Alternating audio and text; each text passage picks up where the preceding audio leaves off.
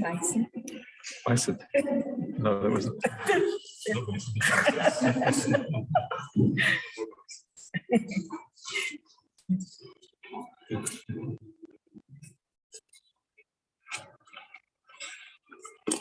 Okay, so let us continue with the next sutta. We have been gradually considering how to overcome the various kinds of problems that are in the way of meditation practice and in fact the whole spiritual path, if you like. And of course, ill will and anger is one of the most powerful things. And if there's anything anyone really needs to focus on, this is the main area. It has very obvious detrimental effects in one's life. And even if you are not a person who is very angry, we can always do a little bit better with all of these things. So that is, to my mind, the most important area. But if we want to really succeed in meditation and to go deep, you have to also kind of loosen your grip a little bit of the sensory world. And that is what this next sutta is about. How to think about the sensory world so as to reduce some of the attachments and desires we have for the whole realm of the five senses. So we're going to look at that, and there's a number of different ways in which the suttas talk about overcoming those attachments. And you have some very kind of direct means of overcoming desire. You have the kind of contemplations like the 31 parts of the body, for example.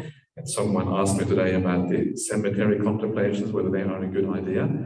And these are very kind of, immediate kind of things that can have a powerful impact at the moment, but in the long run, not necessarily so powerful. They can be more momentary often. They can also have an effect in the long run. But I prefer a kind of more universal perspective on the sensory world. And this is sometimes called, in the suttas, called Sampaloka Anavirata Sanya, which means the perception of non-delight, non-liking of the whole world. Sampaloka Anavirati, non-delight.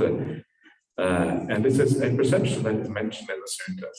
That is a useful thing to develop to overcome that attachment to the world. And these similes that come now, these are kind of universal similes that kind of approach the problem of sensory attachment in this particular way as a universal kind of problem. And so for this reason, they can be very useful.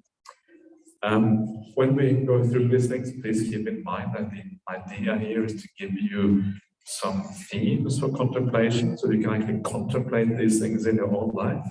This is not meant so that you cannot take it so dramatic, kind of forceful reaction to the world outside and kind of reject everything out of hand.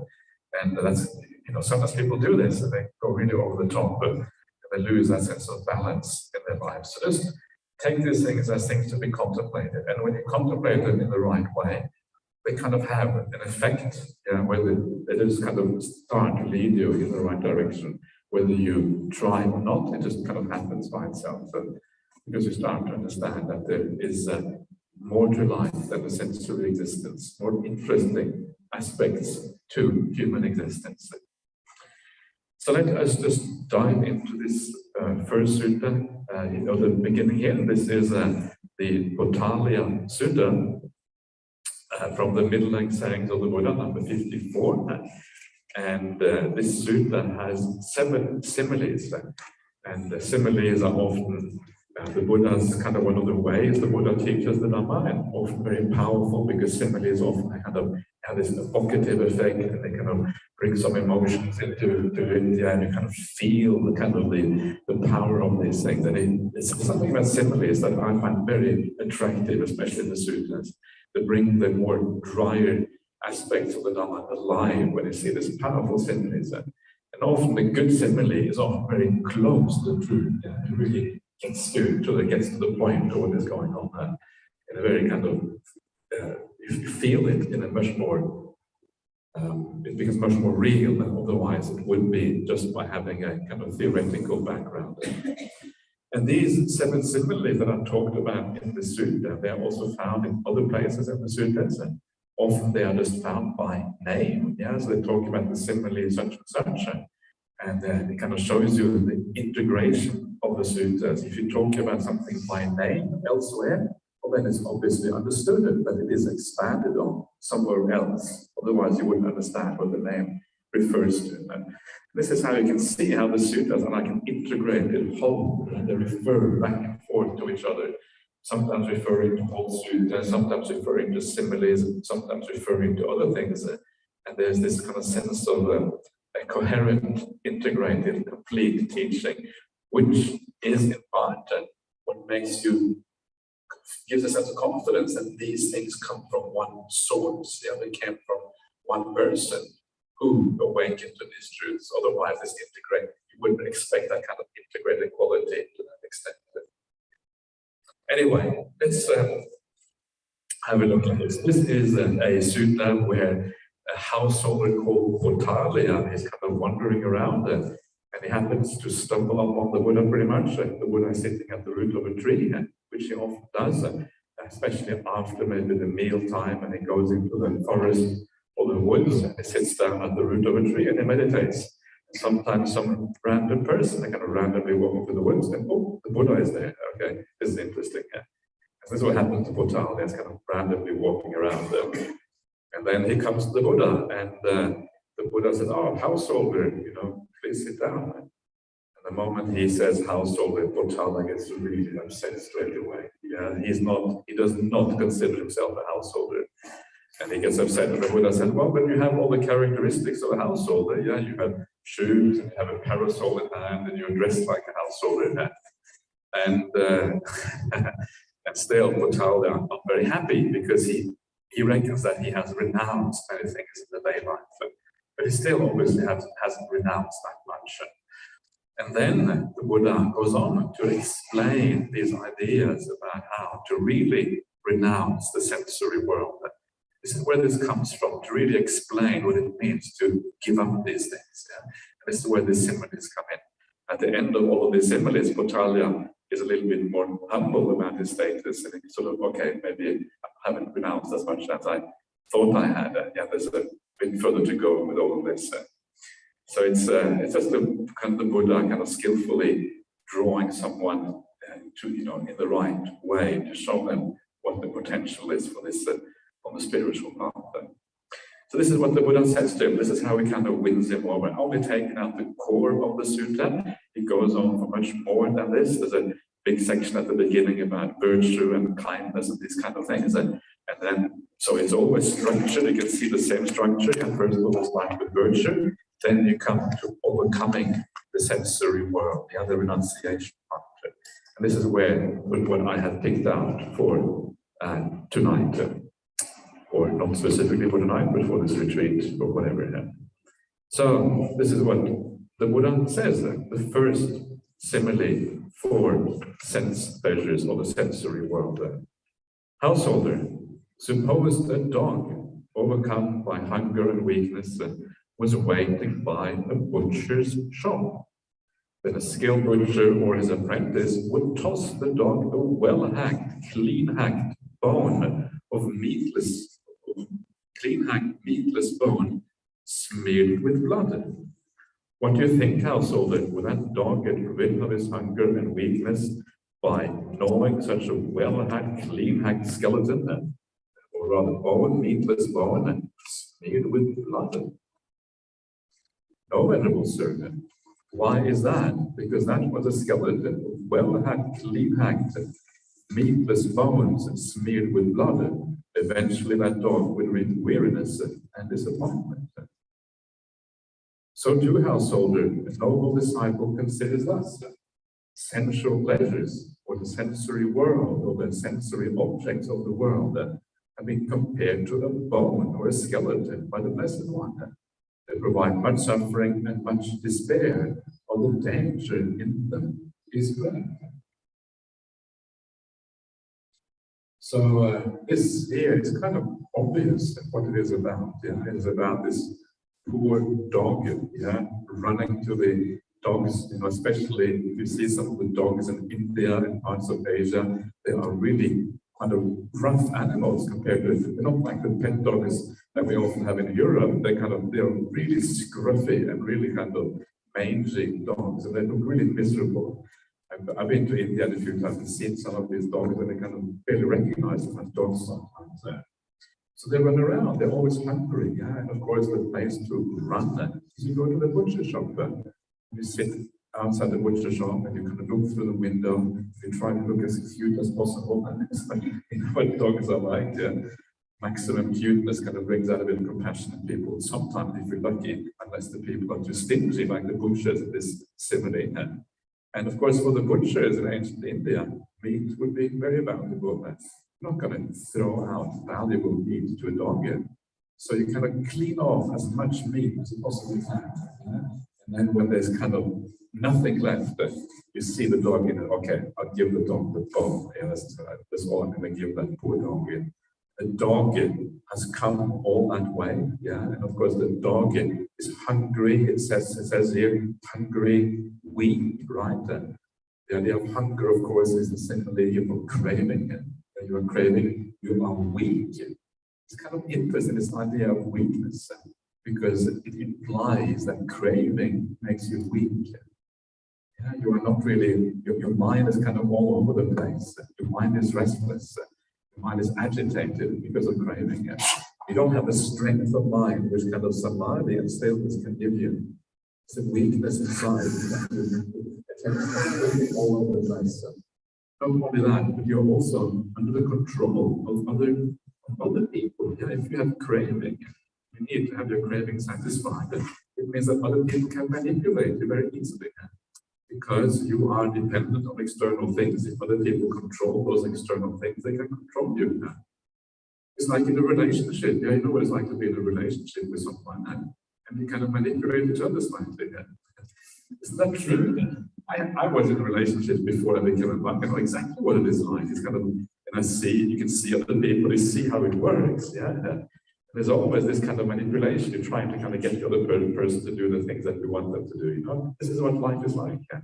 And the reason we can do that is because we know the other person has a craving. At the very least, they have an attachment to that relationship. The moment you have an attachment, other people can manipulate you. This is what we see all the time. So this is kind of a weakness. Yeah? And you don't have independence. You don't have the ability to stand your ground and to be yourself. You're always dependent on external things in this way. And your mind is also weak.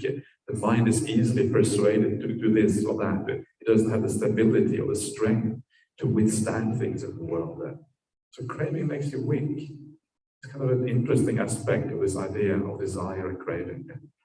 And then you wait by the butcher shop. Yeah? You're waiting in life. You're waiting somewhere in life, waiting for things to happen in your life. Yeah? Waiting for the right relationship to come along. I don't know, these people date online. I have no idea what that actually means. That was before my time, but they say it's so much suffering. And that's what I always hear. It's kind of funny. But yeah, so you're waiting for these relationships, or whatever happens in the world, to kind of come along and to happen in your life. You're waiting outside the butcher shop. And then finally, when you get something, all you get is this bone.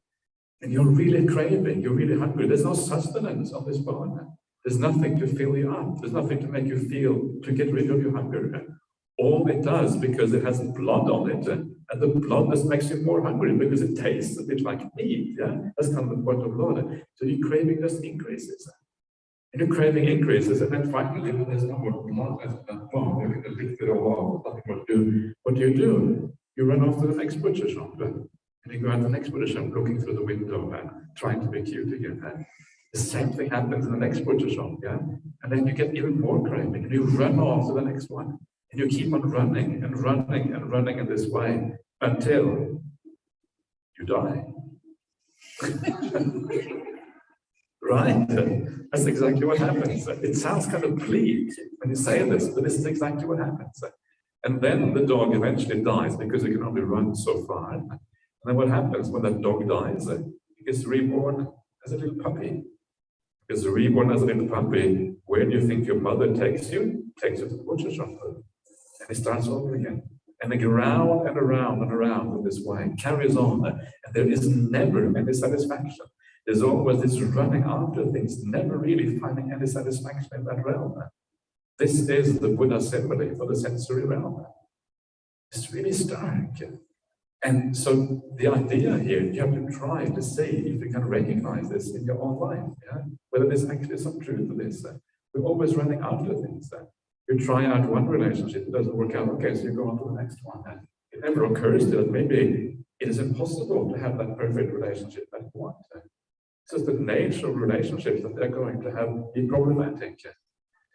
And so you're always running on to the next thing, always driving on again and again and again until eventually you die.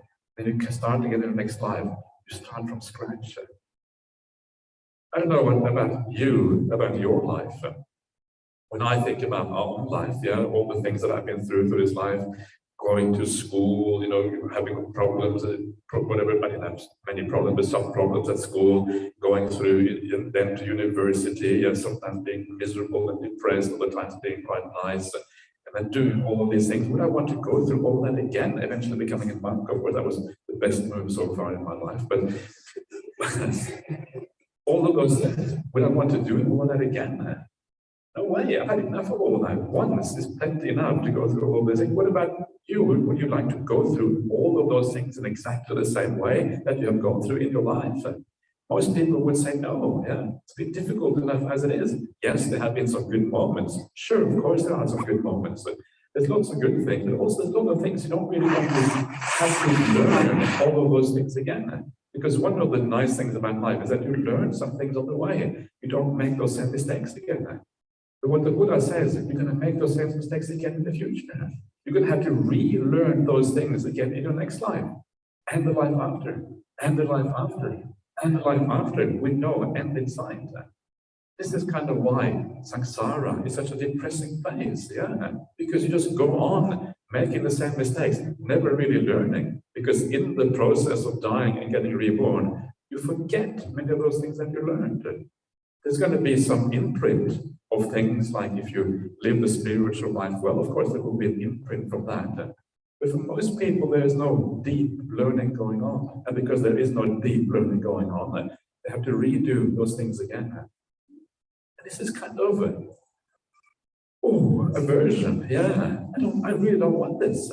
It sounds terrible. And this is why you can imagine the Buddha on this night of awakening, seeing his past lives, seeing this process going on, where he goes through the same thing again and again and again after life. Why that is such a powerful moment, which actually enables the awakening process to happen. Without that, without understanding dukkha, understanding suffering fully in this way, it's actually very hard to keep up that world. And so this is kind of one of the reasons why the idea of rebirth is so incredibly significant on the Buddhist path. Without that idea of rebirth, it actually takes away some of the very, some of that broad and large picture thing that is going on in the world. Not seeing really what is happening in the world. So it is worthwhile thinking about reflect on that. How craving is always driving you on and on and on, with no end in sight really. The same kind of cravings coming up again every time. Always believing this time is going to be better. How many relationships have we had? Well, if you look over the course of rebirth, probably an infinite number of relationships, and we're still thinking they're going to work out. The next one is going to be a good one. And sometimes they are good, right? Occasionally we get a good one, and that kind of makes you even more sure about relationships being great. Then you have a bad one, then you have a good one again. And when you get a really good one, then you have to die, and you sorrow over it. It's kind of the whole thing is deeply flawed. That is the problem with this. So what is the alternative? This is where it kind of gets interesting, because the alternative, instead of always running after something that never gives any satisfaction, that never fills you up, that never kind of fills in that psychological gap, that psychological hole inside of us. There's something missing inside of us, right? And this is why we're running after, that's why we have craving. Craving wants to fill up this hole inside of us. So is there a way of doing that? And the answer is yes, there is a way of doing that. Because there is a different kind of happiness. Yeah, if you rely on external things for your happiness, the relationships, the things in the world, how can external things ever finally satisfy you psychologically? If there is a psychological hole inside of us, external things can maybe be like a band-aid for a short while. They cannot be a final solution to an inner problem inside of us. So the answer is to fill in that hole, that itch, that thing inside of us, which is never satisfied. You have to actually practice the spiritual path. This is what the spiritual path is all about, right? This is the purpose of the spiritual path. So the way to do that then is to start out by living with kindness, by living with generosity. In the moment, as soon as you are kind to somebody, as soon as you are generous to someone else, there's a very different kind of happiness that comes from that than a happiness that comes through the sensual pleasures of the world. It is satisfying straight away. If you do an act of generosity or kindness to someone, you feel satisfied. It has nothing to do with craving. It is not something that kind of rearises you craving it again in the future. It is a peaceful kind of happiness. It's a very different quality to it than the happiness of the five sense world. So notice that difference in quality. When you start to meditate, you start to get some joy and things arising in your meditation. Notice the quality of that joy. It always comes with a degree of peace. It is truly satisfying. There is no craving at the time when you feel real joy inside it. There's maybe a little bit of craving because you haven't overcome it fully. But that joy is not a happiness that is fundamentally linked to craving as the pleasures of the five sense world is. And then you keep on practicing the spiritual path. You go deeper and deeper in meditation until one day you achieve a state where all the craving is gone. You enter a state of samadhi and you achieve a bliss that you've never experienced in your entire life before. Maybe for many, many, many lives beforehand. And for the first time in your life, you're 100% satisfied. Craving is completely gone. There's no desire in the mind at all. And you realize this is the thing I was always looking for. This is the thing that craving promised me. Craving said, do this, and you will find satisfaction in this way. But craving was always lying to you. Every single time it was lying to you. And you believed that lie. And you believed it because, well, I have it, basically. You've been doing this for so long. One day it is all gone. And you have found what you were always looking for. And because you have found what you were looking for, because there's no more craving in that deep state of samadhi, because there's no desire there, it feels like you have found the answer to the meaning of life. That's what it feels like. Because craving always driving you onto something, onto some kind of purpose and goal. You never get that purpose or goal except through meditation. There you find that very goal you were looking for. So you have found the answer to the meaning of life. That's kind of extraordinary. It's kind of really extraordinary because when there is no need to do anything anymore, when there's nothing to drive you on anywhere, by definition, you have found the answer because there's no more going anywhere. You have found full peace, no desire, no craving, no motivation to do anything. That means you have found that answer that you were looking for. And this is such a kind of powerful insight when you start to realize this. It shows you the potential of the spiritual path compared to any other pursuit in the external world around us. Unfortunately, it doesn't last. Then you come out of that samadhi. And of course, you have the rat race or the dog race, whatever you call it. It kind of starts over again. Not as much as before because you have seen something else. And then, of course, what you have to do is you have to then carry on with the spiritual practice until you also reach an insight.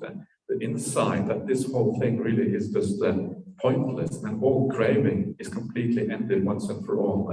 Paṭicca-samuppāda, the abandoning, the letting go of all that craving. So you never crave again. And then all of that has been abandoned. That is the goal of this path then. Thank you. That's good. I need to be reminded then. So that is the simile, yeah? So reflect on that then and see if it makes sense. Compare your satisfaction in your spiritual life, the happiness again through all the good qualities you build up and through the meditation practice. Compare that to that running around, the craving is very strong and very kind of driving you on to do things in the world. And you will start to see that you probably start to see that there's something to this. And that's why the Buddha says sensual pleasures or sensual objects. Yeah, the Pali word kama refers both to the personal experience of desire and also to the objects in the world that are meant to satisfy that desire. So there you are, simile number 1 then. So let's go on to simile number 2. The other similes are much shorter. This is kind of the one that takes the longest to consider. So let's go on to the next one. We should really stop there, shouldn't we? Meditate on that for an hour. It's kind of crazy to kind of, it's a bit like the rat race to kind of go from one simile to the next one, isn't it? Kind of be losing the thought. Maybe we should have a retreat where we just do one simile during each talk. Essential pleasures all the way through, and that's the way to go for the future. I feel a bit bad now, but going on to the next simile already. We need a break between these similes. Okay, I'm going to have a glass of water. So let's have a break. Okay.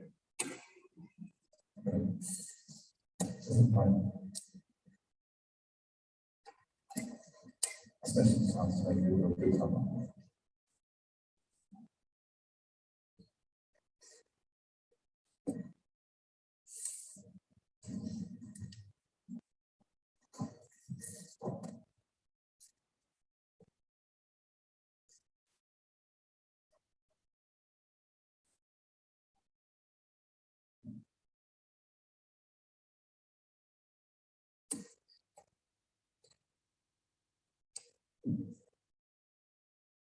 What's the matter about it? You sure? 100% sure? Okay. 99% or 100%? If someone's 99, I'll give you 1%. 95? Easy.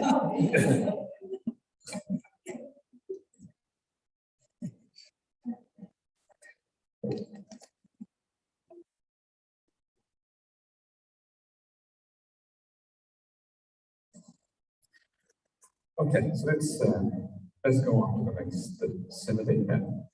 And this is what the Buddha says to Potalian. He says, householder, suppose a vulture, a heron, or a hawk seized a piece of meat and flew away. And then other vultures, herons, or hawks pursued it and pecked and clawed it. What do you think, householder? If that vulture, heron, or hawk does not quickly let go of that piece of meat, wouldn't it incur death or death-like suffering because of that? Yes, venerable sir. So too, householder, noble disciple considers thus sensual pleasures of the sensual objects of the world have been compared to a piece of meat by the Blessed One. They provide much suffering and much despair, while the danger in them is great. And this simile is kind of fairly obvious what it means. It means that you get hold of some sensual pleasure. Here it is the birds. The bird world is very kind of harsh very often. I don't know, if you watch birds, you have a really kind of tough life. And of course, if you get something really nice, like a piece of meat in the bird world, there's no way they're going to let you alone. They're going to follow after you. They're going to tear that meat out of your claws or even out of your beak if they have to. It's a harsh world. Yeah? It's kind of the way things tend to be in the animal realm. And unless that first bird lets go of that piece of meat, it's going to be disastrous for that bird. It might die. Yeah? So you better let go of the meat than actually die. Yeah? And this just shows you the idea here is the competition in the sensory realm. Because sensory objects, sensory pleasures are outside of us. Because we share that world, yeah, because we share it, we're supposed to divide it in a brotherly or sisterly fashion. Of course, no way we can do that, absolutely not. We're way too greedy to divide things properly. That's not how the world works. So instead of doing that, because there's limited resources, because we share the world outside, we're always competing over things in that world. Life is like a lifelong competition to kind of get ahead and be take the lead over others or whatever. And then whenever there's a competition, there are winners and losers. When there's winners and losers, they're going to be people who get angry and upset because they're losing. Well, the winners are going to gloat on those losers, makes the losers more angry. And then, of course, there is violence because of then ultimately there's wars and all of these kind of things. So the sensory realm is a realm of kind of competition. Yeah, it is a realm where we're always kind of trying to get the better of everyone else. If you find a nice partner for you in your life, guaranteed other people also would like that partner. Is that the case? If finally you find a nice one, the nice ones are in short supply, right? Isn't that true? And so we're kind of attracted to the same people, and it's kind of really weird. We have distributed things a bit more evenly, but a bit kind of much wiser from our point of view. But that's not how it works.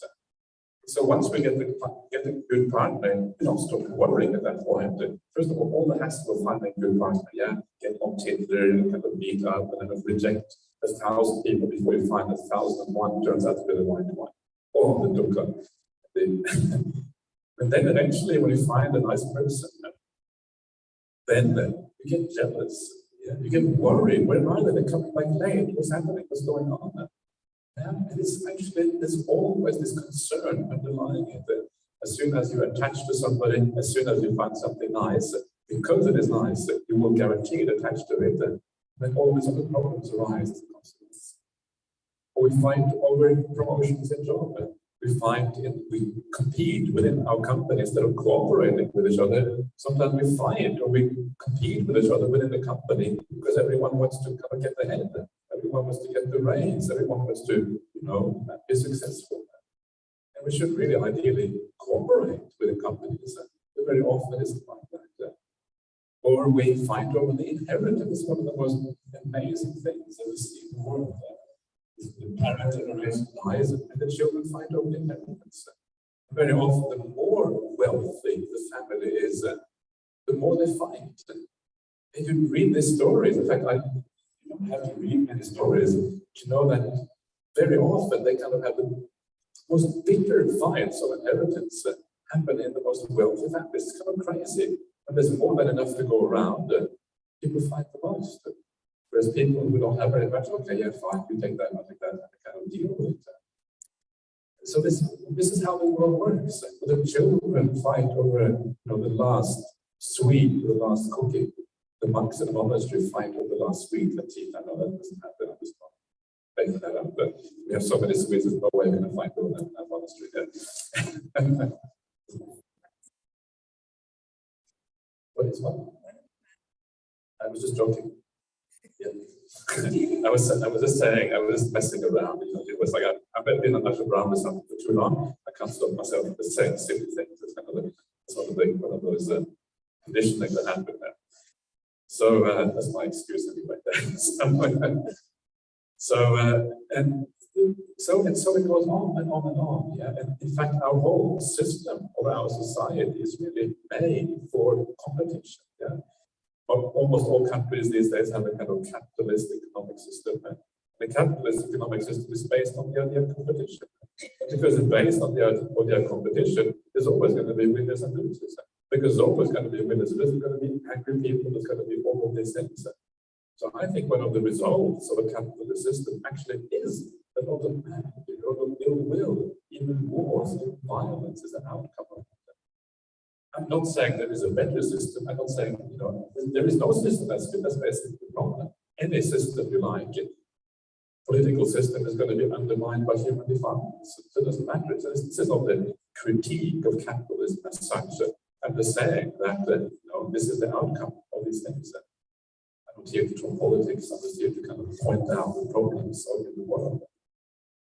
So this is the reality of things. The sensory realm, the realm of sensual pleasures, is inherently fraught with violence, with oppression, with competition, with all of these things all the time, with rivalry. This is inherent to this realm. And this is kind of the message here. So as long as we live in this realm, as long as we see the things and hear things and we enjoy things in this realm, it is unavoidable that the world is going to have wars in Ukraine. It's unavoidable that we're going to have climate change. Climate change has come because people are greedy, we want more, and not really willing to give up those things that are required to move on. That's kind of ultimately the reason, I think, for why we can't deal with these issues. So that realm is always going to be problematic. It's always going to be compromised. And I don't know to you, but for me, this is kind of really off-putting. The idea that there is no way that you can create a system, a political system, or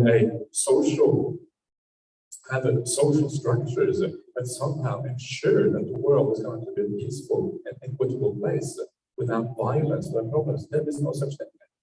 We can maybe create a society that is a bit better, and we can move a little bit in the right direction. But in the end, it is always going to have this underlying problems. And so this is, I don't know, to me this was always an eye-opener, because as human beings, we tend to believe in utopias, tend to believe that we can create some kind of society where things are going to be just right, and where things are going to work out. That's why you look at the history of human thought, they are basically about creating kind of, societies that are, work well. This is what Marxism and socialism are about. This is probably what capitalism is about. Yeah, they're about creating the best possible society. But it turns out that actually it is impossible, because it is always undermined by this greed and competition and the fighting of a scarce resource that is our society. It is inherently problematic, inherently violent, inherently full of rivalry and competition. So there's no point to it. Forget about it. Come back to Christian, close your eyes, go within and stand there. So what is the alternative again? It's always nice to remember the other side of the coin. And the alternative here, of course, is that instead of trying to compete in the external world, again, you find the happiness within instead. Because when you go within, there's no competition anymore. When you go within, there's just you and your mind and your things. You develop that inside, and when there's no competition, and there is none of this external competition or rivalry between people anymore. You can let go of all of that. Not only that, but actually, because what you are developing are good qualities inside, they actually lead to harmony in the world outside. Because when you develop the peace and the kindness within it, these are qualities that lead to harmony also outside. If we are kind to each other, we tend to live in harmony. So the spiritual path has the exact opposite effect of indulging in sensual pleasures. Instead of leading to conflict, which it always does, it leads instead to harmony. So it has the exact opposite outcome. That's kind of nice, isn't it? So just by sitting down in the bottom and watching the breath, harmony, here comes the harmony. Isn't that nice? That means that we do a lot more when we sit down and do spiritual practice. This is something very humble, like watching the breath. We do much more than just developing our own mind. We actually take part in creating a better society as a consequence.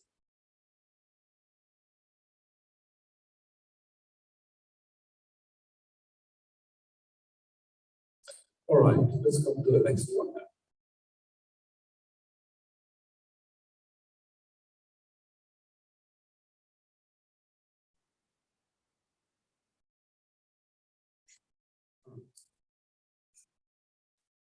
All right.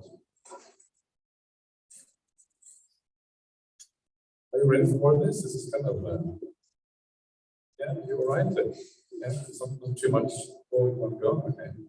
You're good. I'm glad that is okay. So let's look at the next one. So householder, suppose a man took a blazing brass torch and went against the wind. What do you think, householder? If that man does not quickly let go of that blazing brass torch, would that blazing brass torch burn his hand or his arm or some other part of his body, that he might incur death or death-like suffering because of that? Yes, Venerable Sir. So too, householder, the noble disciple considers us. Sensual pleasures have been compared to a grass torch by the Blessed One. They provide much suffering and much despair, or the danger in them is great.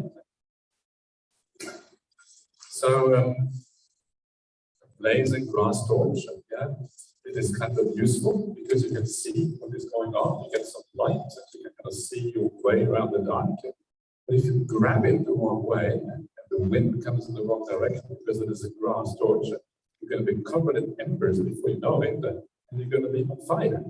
That is problematic. You're going to incur death like suffering because of that.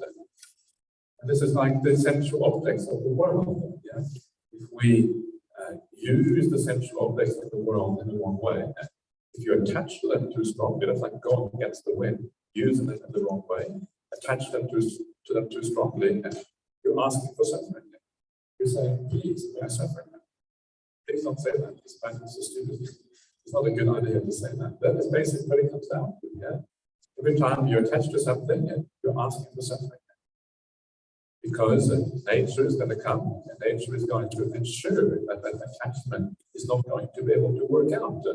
Nature is going to take away those things that you are attached to. This is what nature does. No one out there is evil. It's just nature doing its thing and ripping things out of the kind of your fist while you're ripping them as hard as you possibly can. Of course, it's going to be problematic and difficult as a consequence. I've often been kind of surprised at how strong these attachments can be in people. You can see these things sometimes when people, when there is a financial crisis in the world, for example, and you read in the papers about people jumping off tall buildings because they lost all their money. Isn't that kind of extraordinary? For me, it's kind of almost inconceivable to jump off a tall building just because you lost your money. It's really. But that shows you something about how powerful the attachment is. Yeah? And of course, it's not just, you have to understand, I think, the idea of attachment here. It's not just that there are attachment to the money because it kind of gives you pleasure to have a lot of money. But this has to do with your identity as well. You identify with that money. You identify as a wealthy person. Of course, if you're wealthy, it makes you think you are important, all these kind of things, and it boosts your ego and all this kind of stuff. And that is really what you're losing out. So when we talk about the sensory realm, we don't just attach to things because they give us pleasure. We attach to these things also because they give us an identity as well at the same time. And then it becomes really particularly traumatic, yeah? And you kind of end up jumping off. You kill yourself because of a relationship. Relationships can be so important to us that people commit suicide, because of relationship ends. Again, this has to do probably with identity and with craving for having a partner in life. It's kind of awful, and this can befall all of us. Maybe it wouldn't befall you, maybe to you it may seem kind of really over the top. But we always go through this ups and downs in life. There will be periods in life where you too might fall into that trap. If it doesn't happen in this life, then it will happen in another life. We're not really different from everyone else. If it happens to others, then it will happen to us. This is one of the great insights in life, is to understand yourself and the kind of suffering that you can experience. Look at other people. And what you see in other people, you can know for sure that you too have been there. And unless you make an end of the problem now, you will be there again in the future. We have been through all of these things. So when you see someone jumping off a building because they lost all the money, see yourself in that person, because you've probably been there. When you see someone committing suicide because they have so much suffering in their life, that could be you. Yeah, in a past life, we've all done these kind of things. So remember, it is not about the other person. When you see this, it's about you. These things are already inside of us, waiting to come out, given the right circumstances. This is the power of this. Yeah? Eventually, it will catch up with us, and we will do the same kind of thing. Silly as it may seem to us now when you are in the right mind, that there will be a mind state that will be a rise because of cause and conditions that will make you do exactly that sometime down the track. So remember, when you see other people, they're not different. That is one example of you. When you look at everyone here today, when you look at each one of us, yeah, remember, you have been one of these people in the past. Similar kind of mental state, similar kind of conditioning. And in the future, you will be there again, regardless of the state of the other person. And there's something very beautiful. It makes it depressing on one hand, but there's also something very beautiful about this. Because when I look into the world, I see all the kind of varieties of people, people of different religions, people of different nationality, people of different races, people of different wealth, poverty, people of handicap, people who have bad eyesight, and all of these things. And you realize that you have been all of these people in the past, and that you will be these people again in the future. People of different genders, people of no gender, whatever it is, we've all been there. People who are gay, or whatever. You know, how can you discriminate against a gay person if you have been gay yourself in the past? You probably will be so in the future. You've been all of these people. One of the things that I mentioned the other day was that I think that I've been a monastic in a past life. But I don't know whether I was a monastic when I was a nun or a monk. Maybe I was a nun in a past life. If I was a monastic in the past life, where would I have been? Probably would have been in an Asian country, maybe in Sri Lanka, maybe in Thailand. So maybe I was a nun in Sri Lanka or Thailand. Probably not a nun in Thailand, but probably not in Sri Lanka either, actually. Don't have many nuns there. In Taiwan, okay, Taiwan, lots of nuns. Maybe I was a nun in Taiwan in the past life. And once you see yourself as all of these people around you, you start to identify with them. You start to tear down the boundaries that we create between us. Once you know that you have been a right-wing, a really right-wing person in the past, yeah, maybe we probably were all Nazis in the past. How does it feel to think that you were a Nazi in the past? You probably were some left-wing extremists as well in the past. You were somewhere in the middle in the past. We've been everything. And once you start to see that you have been all of these things, regardless of how repulsive it may seem to you now, it opens up your heart to these people because you understand it's all this cause and conditioning. It's a beautiful way of thinking about the world because it makes us much less discriminatory against other people. You can open yourself up to anyone, regardless of who they are, regardless of their background. So anyway, it's a little bit on a sidetrack from the blazing grass torch, so yeah, be careful with grasping onto things too much. Be careful with holding onto things in the world because as you do, basically, you're just asking for suffering. But remember that letting go is itself a gradual process. Yeah? It happens through the right stages. You have to, as I said the other day, grasp onto a higher rung on that ladder, let go of the lower one. So it's a gradual movement. Don't think you can let go of that grass torch all at once. It's a gradual moving out of being in kind of the wind going against the wind. Eventually the wind going with you instead comes up behind, and you are much better off. So you stop holding on to that gradually, let go of that grass torch. Eventually you start picking up the things in the world in an entirely different way. Instead of grasping onto them, you just enjoy the food for the moment. And you let go as soon as you finish it and you carry on. Never grasping what you are doing. Let's go on to the next one. This is a very powerful one. A little bit hard to understand, but anyway. Householder, suppose there were a sharp, cold pit, deeper than a man's height, full of glowing coals without flame or smoke. When a man came who wanted to live and not to die, who wanted pleasure but recoiled from pain, two strong men seized him by both arms and dragged him towards that charcoal pit. What do you think, householder? Would that man twist his body in this way and that? Yes, venerable sir. Why is that? Because that man knows that if he falls into that charcoal pit, he will incur death or death-like suffering because of that. So too, householder, a noble disciple considers us. Sensual pleasure or sensual objects have been compared to a charcoal hit by the blessed one. They provide much suffering and much despair. All the danger in that is great.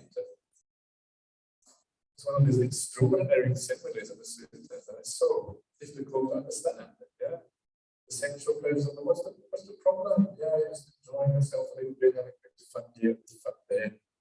Here, this is kind of really killjoy sutta. Yeah, this joy is all of happiness in the world. And what are we going to do after reading the sutta? We're going to be really miserable after all this. Actually, no, we're going to get back. We're still going to be able to enjoy those pleasures. But again, this is about reflecting on it and trying to understand what the Buddha's offer. How can sensual pleasures be like a charcoal liquid? It's almost inconceivable. So to get our heads around this, there is another sutta which actually discusses this in detail, describes what is going on here. And then this other sutta, those of you who have heard me speak about this before, we know exactly what I'm going to talk about. But this other sutta is the sutta where the Buddha speaks to a wanderer called Magadya. This wanderer Magadya, he has a doctrine that says that the highest happiness is to enjoy sensual pleasures. It's kind of weak, and these religious people at the time of the Buddha had kind of weak teachings. Teaching was enjoying sensual pleasures to the max. That's called Vimala in this teaching. All right, okay. So you wander around the country and just enjoy sensual pleasures. I suppose I don't know. Okay. While people support you maybe for teaching this teaching, I don't really know how it works. It's a little bit weird. But anyway, that's what he's teaching. The Buddha says, well, actually, you might be wrong about this. Yeah? Let me give you a sympathy. And the Buddha says that to understand why sexual pleasures are problematic, consider a leper. Yeah, leprosy is this terrible disease when your hands or legs or whatever are full of sores and all kind of things, very often infested with maggots and worms.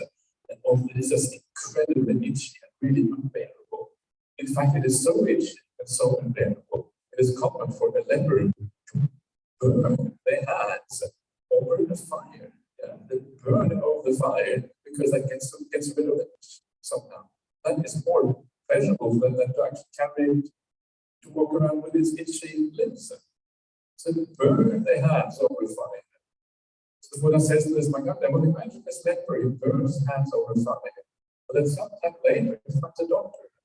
The doctor cures him of that leprosy. He's no longer a leper. Would that man still go back and burn his hands over that fire? Magadya said, of course not. And the Buddha says, well, why not? Well, because the fire is hot. And then the Buddha comes with a critical point. Well, is it only now that the fire was hot? Or was it also hot beforehand when that leper burned his hands? And Magadya responds, well, actually, the fire was hot at both occasions. But beforehand, the mind, the person's faculties were so distorted, he wasn't able to perceive the hot fire as hot. He wasn't able to perceive it as painful. He actually perceived what is painful as pleasurable. And that is the sympathy for sensual pleasures. So this is kind of a problem, yeah?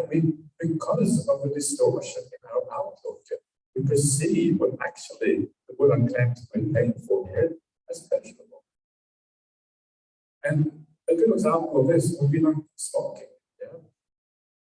Smoking is really, if you had one cigarette, it's really terrible. You cough and it's really awful. But then once you get hooked on cigarettes, you crave them. They actually taste delightful, even though they taste awful. Yeah, you know the feeling. That is a bit like that. And the reason why it tastes nice is obviously because it overcomes the craving. Craving is so strong, so powerful, that the overcoming of craving itself is actually the delight in smoking. This is exactly what he's saying here. Yeah? It seems like something that is pleasurable, but actually it is the overcoming of the pain, the overcoming of the underlying problem that makes it delightful. It is the actual giving up of the craving, which is delightful. And some of the pleasures we have in life have that kind of similar kind of feeling to them. They are very involved with very high degrees of craving and desire. The most obvious one is obviously sexuality. often involve a very high degree of desire and craving, at least at some times. And that craving and desire, probably the greatest pleasure in sexuality, is more than that, but the biggest desire is almost the whole kind of desire.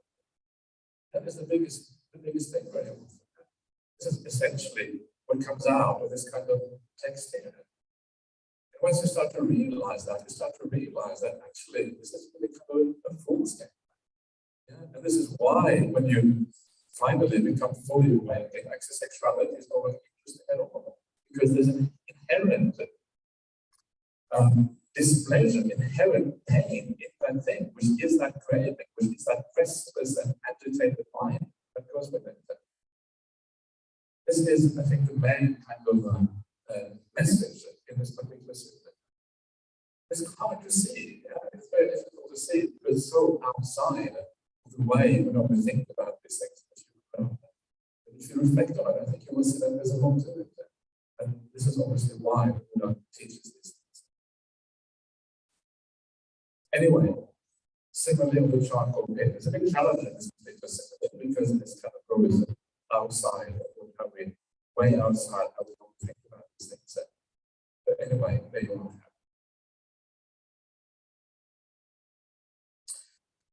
All right, let me carry on with a little bit more.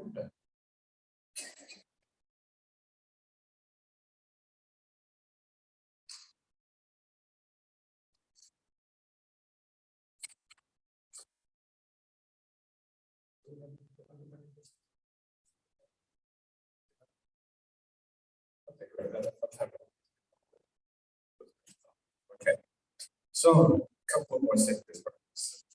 The next one is the sentence of the dream. So how so to suppose a man that dreamt about lovely parks, lovely groves, lovely meadows, and lovely lakes. On awakening, he saw nothing of it. So too how so a noble disciple considers thus. Sensual objects or pleasures have been compared to a dream by the present one. They provide much suffering, much despair, or the danger that is great. And similarly, the dream, and one of the classical similes in the spiritual traditions, especially of Asia, but life is a bit like a dream.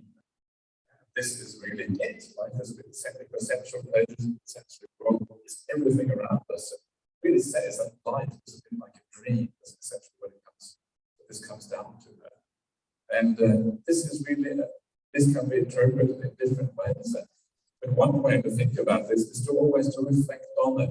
When you have a fantasy or an idea about sexual pleasure in your life, relationship, new house, new car, meal you're going to have, or whatever it is, the fantasy tends to be far better than the reality.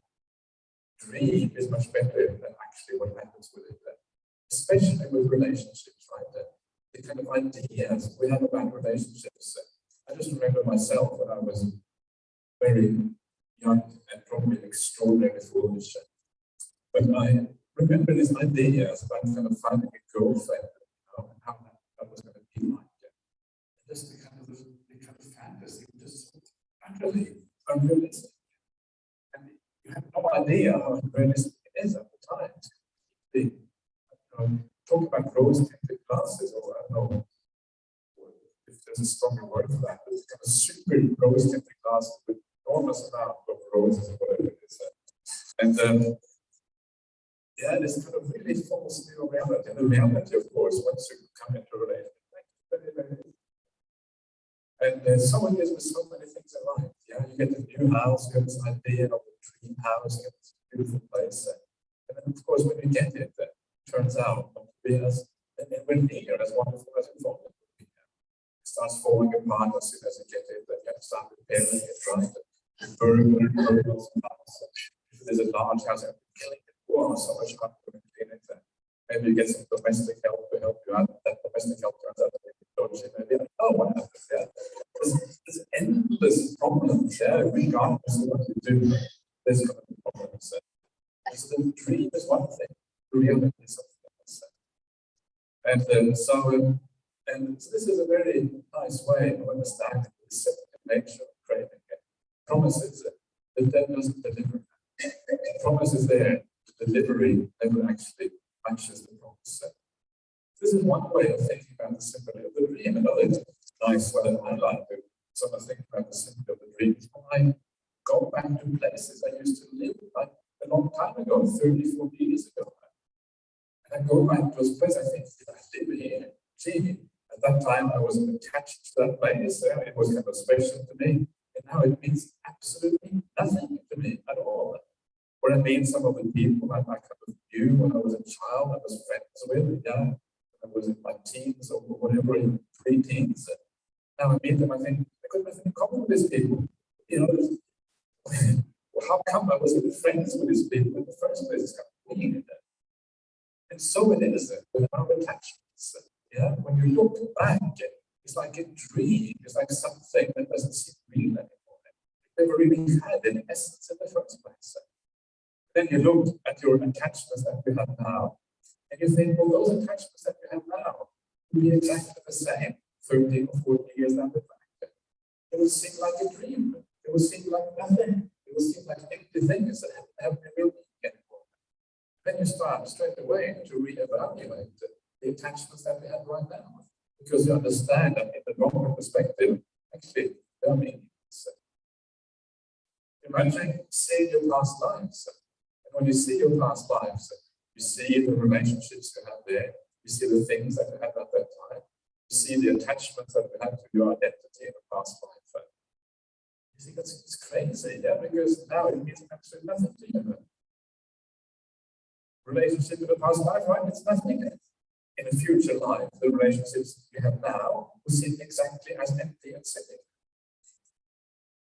Things start to look very different. Right? When you take this bird's eye view of a samsaric existence, you see things moving from life to life, things start to seem very, very different. All of these attachments that we have seem so hollow, they seem so empty. There's no substance to them. They come and go, and one attachments go, and you grasp on something else. And that kind of goes, and you grasp on something else, and you wonder, why am I grasping onto these things all the time? The whole thing starts to seem like some kind of seems a bit crazy. Yeah. In the past, I was attached. Why was I attached? Now I'm doing the same thing again, asking for the same problem I had last time. On and on it goes this way. This is one of the reasons why the idea of rebirth can sometimes be very powerful, like making you see things as bird's eye perspective. Things start to seem much more dream-like. There's nothing there to hold on to, nothing there that really has any substance to it. Okay, let's go on to the next one. So, householder, suppose a man borrowed goods on loan, a fancy carriage, fine earrings. Strange things to borrow. I guess that's what they borrowed at the time of the Buddha. These days it seems to be. But anyway, and preceded and surrounded by those borrowed goods. He went to the marketplace, and then people would say, sirs, that is a rich man. That is how the rich enjoy their wealth. And the owners, whenever they saw him, would take back their things. What do you think, householder? Would that be enough for that man to become rejected? Yes, venerable sir. Why is that? Because the owners took back their things. So too, householder, noble disciple considers us. Sensual pleasures have been compared to borrowed goods by the lesser one, to provide much suffering and much despair of the danger that is great. So, sensual pleasures here really means the sensual objects of the world, yeah? The things that we attach to. This is the only way that this simply really works out properly. So, the things of the world that we attach to, the things that we think we own, the relationships we think we have, all of those things of the world are borrowed. Once you start to think about the things of the world as borrowed rather than owned, rather than as yours, changes your attitude to those things quite dramatically. And it's a simple experiment you can do to see why that is the case. Yeah? Imagine that you rent an apartment and you're going to stay in that apartment for a month, yeah, a short period of time. And what is your attitude house, you'll be the partner. You're going to have a different attitude. You're not going to spend a lot of money to make it up and make it really nice, because the only person who will benefit a little bit, but the main beneficiary will be the owner. If you rent an apartment and it's something bad, you will ask the owner to make it up. Yeah, I said you pay for it because you're the beneficiary. And this is usually what people do when they rent apartments. And you will treat the apartment with care because you are a good person, not going to happen to the apartment just because it is important. So you will do what is right, of course. You're not going to do anything extra with it. You're not going to attach to it very strongly because you know it's going to have to go within a few weeks' time. You're going to just pass through this apartment. Your attitude is very different from your house. A rented car compared to your own car. You rent the car for a week. How do you feel about that car? Very differently from how you feel about so-called your own car. It's only so-called your own car because it actually never really was yours in the first place. This is the kind of attitude we should have to everything in life. Yeah? Everything is borrowed. Everything is temporary. Everything is bound to come to an end. At the very latest, it will come to an end when you die. Very often it comes to an end long before you die. So the idea is to see it as a borrowed goods right now. Things you have temporarily, things you are not really worthy of a great degree of investment. Because you have been a special investment in terms of attachment, in terms of that kind of investment. Because if you do, you're just going to have to grieve down the track. You have to do this and that. See everything in your life as borrowed goods. Even your relationships, they're borrowed relationships. They are there for a while, and the person is going to have to go. Yeah, this is the reality of things. You see those relationships as borrowed. The attitude is different. It doesn't mean you become harsh. It doesn't mean you become uncaring or cold or anything like that. This means you become more level-headed, more balanced in how you deal with the people around you. Usually, it's the opposite. It allows for a more deep kind of compassion and care for the people around you, where you see their best interest rather than your own best interest. The problem with attachment is that we tend to see things through our own lenses. What is good for us rather than good for the other person. Why? Because attachment means that you have best interest in how the other person is, how they behave, what they do. If they behave wrongly or badly, you feel bad. So you're concerned about your own feelings. This is part of the problem of attachment. This attachment allows for more pure kind of love, of compassion, of friendliness towards the people around you. It sounds counterintuitive. People think that attachment is required for you to be able to love someone. But no, the real love or friendliness of the sutta, the real metta, is precisely a detached kind of metta. This is what we're really trying to achieve here. So look at the world through this lens instead, as borrowed goods. And when you do that, you start to think about life a different way. And you start to think about, well, what is it in life that is not borrowed? Is there anything in the world that I do not borrow? Is there anything in the world that I actually own? And of course, the answer is in the suttas. Every answer is in the sutta that I mentioned before. It's all there. The Buddha said that there's only one thing you own, and that is your karma. Yeah? You are the owner of your karma. This is what the Buddha says in the suttas. It's the only thing you own. Why is that? Well, because you take it with you after you die. It carries on into the future again and again and again. It lasts for a very long time. You can argue that in the end, you don't even own your karma, because if that too is changeable, if that too will eventually fade away. But it's a far more long-term thing than the very brief and short-term acquaintance that we have with things in this life. It's very, very short-term. So it means that we think about life in a new way. We actually start to invest things that have a long-term consequence for us, that actually matter for the long term. We stop thinking so much about the short term and think about long-term investment. Go to any investment manager will tell you invest for long-term, right? They will say that. We are talking about real long-term investment, yeah? Out of this world into the next life, across the boundaries of death into the new existence in the future. The real investment managers in the world are the Buddhist monastics. Yeah, when you have good investment advice, this is where you get it. Yeah, don't look past the wisdom. You go to some of these other dodgy banks or whatever, they use kind of dodgy investment advice that ends at the when you pass away from this life. But it is not worth the money that we pay for these things. So. Anyway, it kind of makes sense, right? So what does that mean in terms of how we actually live? And it does not necessarily mean any massive change. Yeah, you can still live a fairly ordinary life. But what it means is that your attitude to all the things that you do in your life change. Your life is no longer about accumulating things which are borrowed goods anyway. If things are borrowed, you don't accumulate them. You only accumulate them if you own them, right?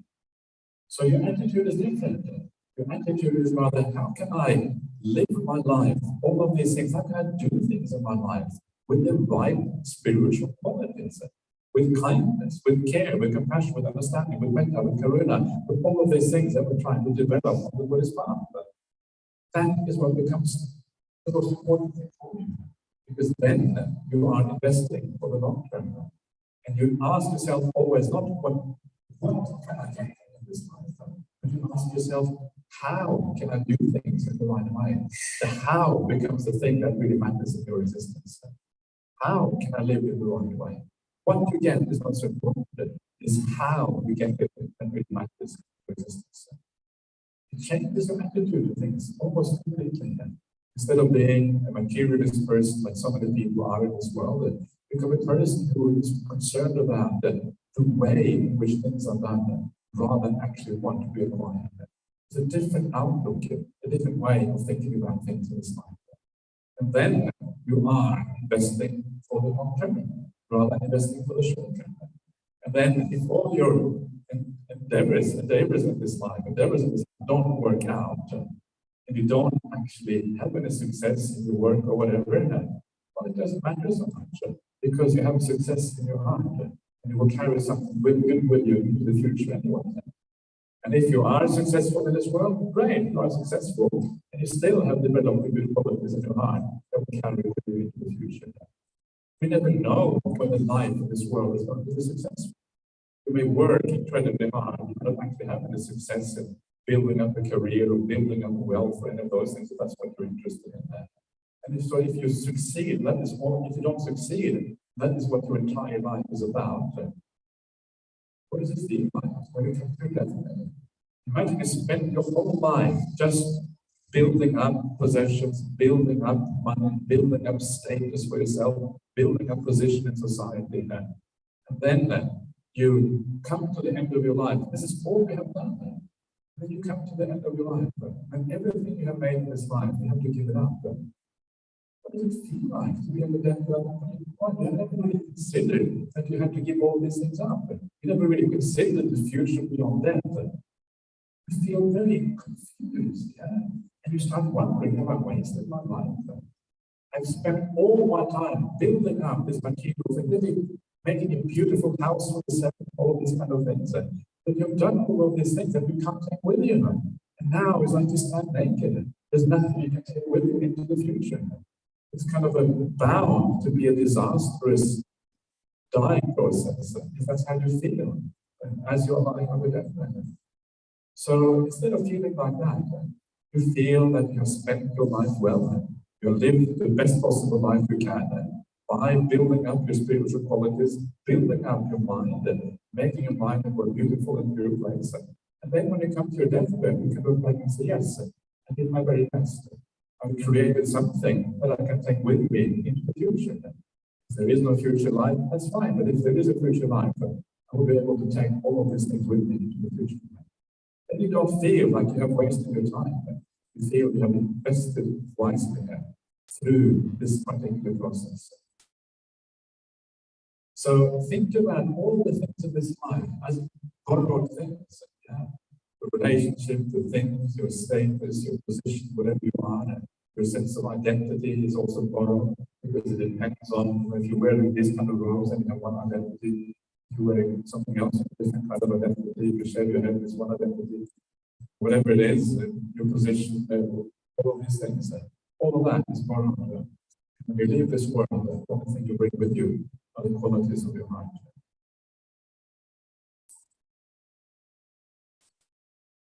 All right. There's one person that I'm refusing to do it. That is that tomorrow instead.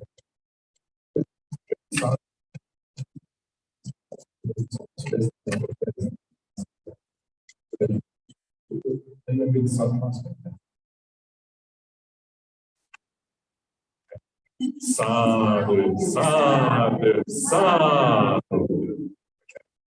Wonderful. Let's have a 10-minute. Yeah.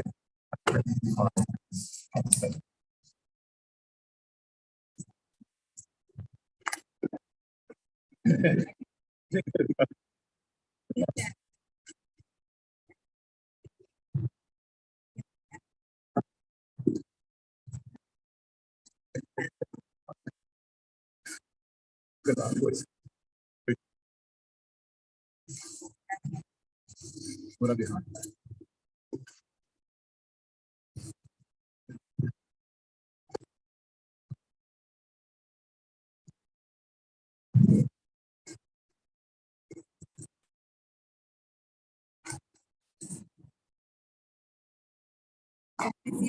Borrow the tablet.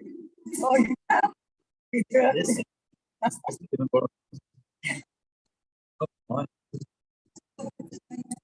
Very, very, very good.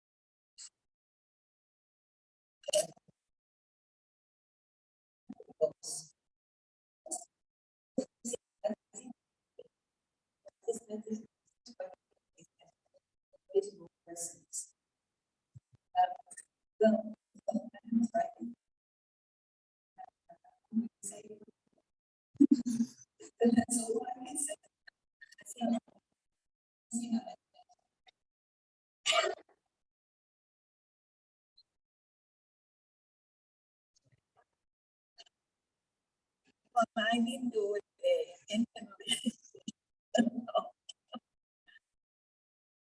Sure. But I used to, look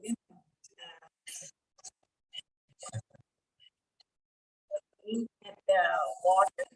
I was at the lake, just, look at the water, ripple, and when the wind blows and all that. Didn't meditate or anything, but just look at it for a long time. But when I closed my eyes, I could see those water, ripple, water in my mind. I could see, but I was not meditating. I was a lay person. But I like water, just staring at it, look at it for a long time. You say, Colin, casino? Water casino? But I didn't, practice anyway, but just look at it for a long time, just staring at it. And then, when I closed my eyes, I could see those water in my mind. Water. When the wind blows on the surface, and the water. And it happened for a long time. But now, no, I don't get to see much water. No, my place is kind of inland, but I have water all around, but it's not vast, big ocean or, so I don't get to see it anymore.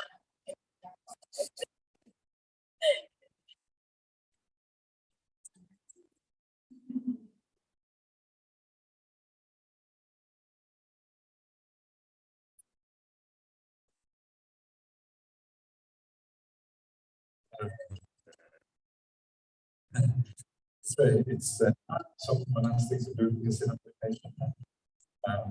But this suttas that I very hard to make all the suttas are very marginal meditation subject. It occurs once in the sutta-retreat. The sutta-retreat is all the sutta-retreat is really based on earth cassette as a meditation object. And the way it is described there, it's basically you have like a plate of earth, a round kind of thing of earth, and it has to be quite uniform and colored.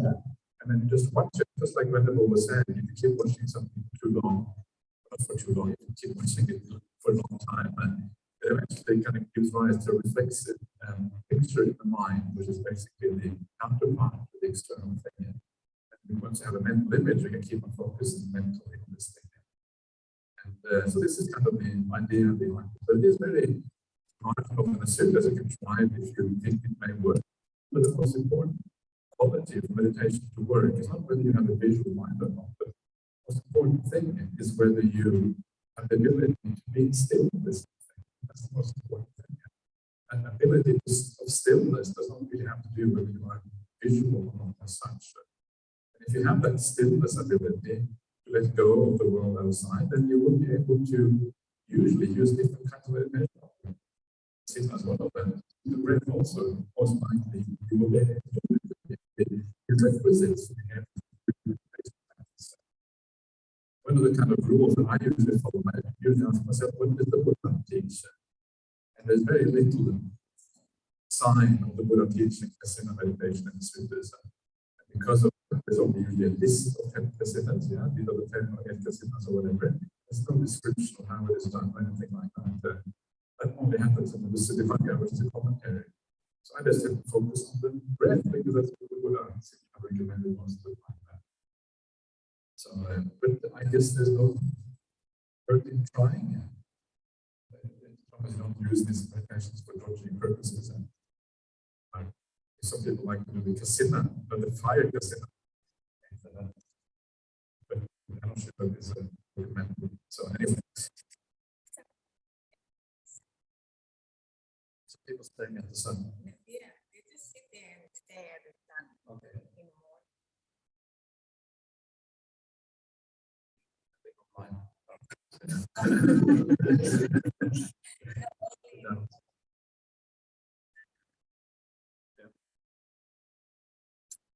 Okay, let's go on to these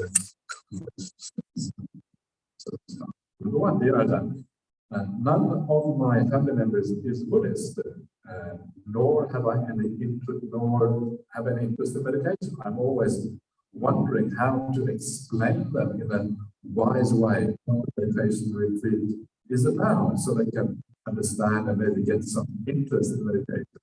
Can you please advise? Meditation is really just it's about becoming a more wise person, a more skillful person, a more kind person, and a person who grows in spiritual quality. That's really what it is about. And so, you know, and part of that depth of understanding what kindness even means, and what peace means, and what wisdom means, comes through meditation. Because when the mind goes quiet, you can see things more clearly. And you can explain that to your family members by very simply, that, you know, by pointing out that when your mind is running full of thoughts and you feel really confused, you have no clarity. But sometimes when you feel peaceful and relaxed and thinking kind of dying down a little bit, you feel more clarity. And meditation is a way of cultivating that clarity of the mind, and we know already has a potential for wisdom and understanding and clarity and insight in it already. Something like that is probably, you know, how you want to put it to them. But especially instead of just talking about the meditation retreat, there's the whole idea of Buddhist practice is maybe easier to understand. You know, the whole idea of cultivating the mind in good qualities, so that you can be your best person more often rather than just being occasionally being kind. You can be kind more often, etc. Okay.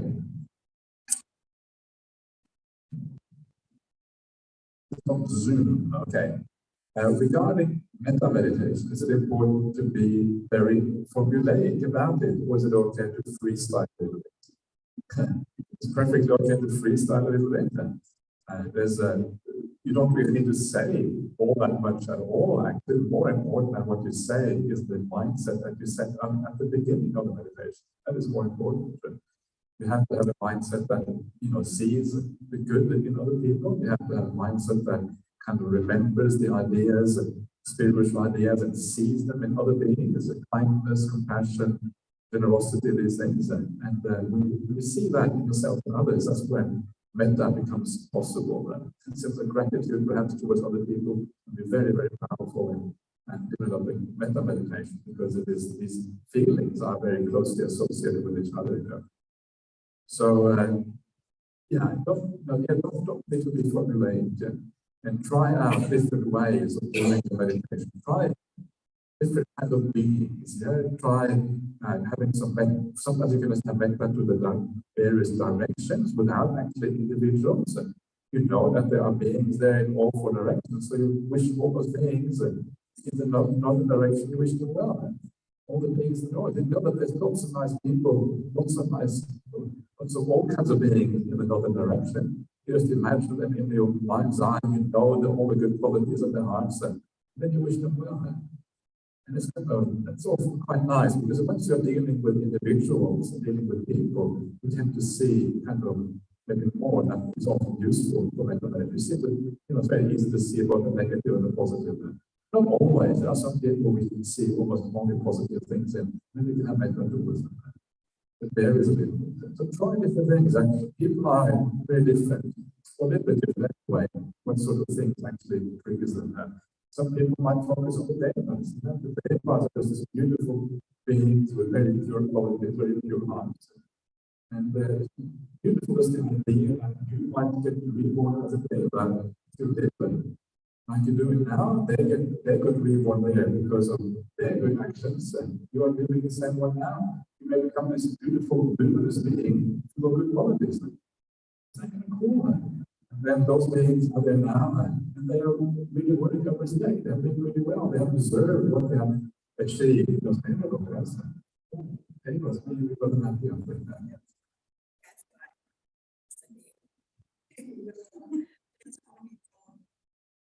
Everyone was a day like a past.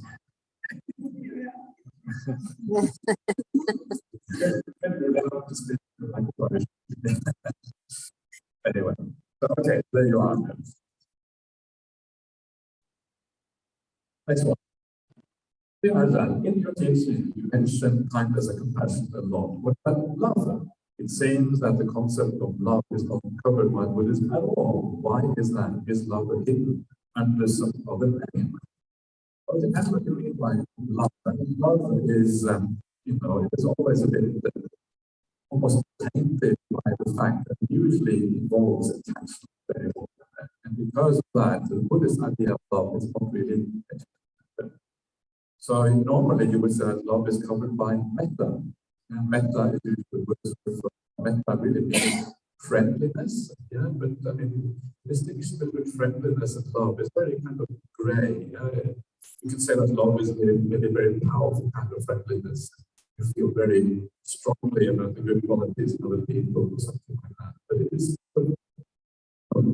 always in shade into each other to some extent. But really, they all need to be well and happy. When you say that, you're friendly, you're kind of sending a metta to all these things like that. So I think that is why the word love can be misleading. Maybe at least use it in the right way. Otherwise, it becomes problematic. Yeah.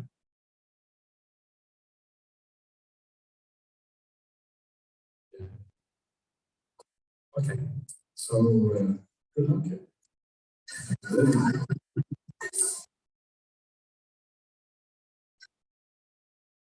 Yeah, you want to say anything about mental practice?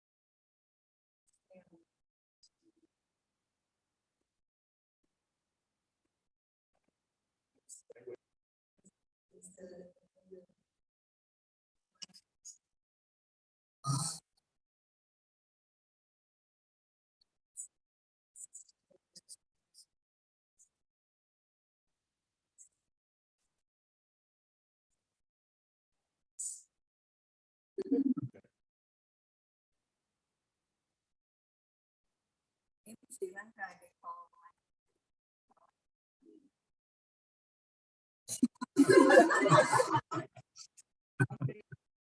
It's like that. It's like that. same word. They call Yeah. it's called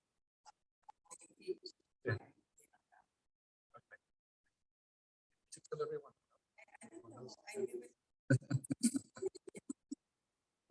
with All right. So I don't know what about it is. I don't know. This sort of thing. Just don't say anything about it.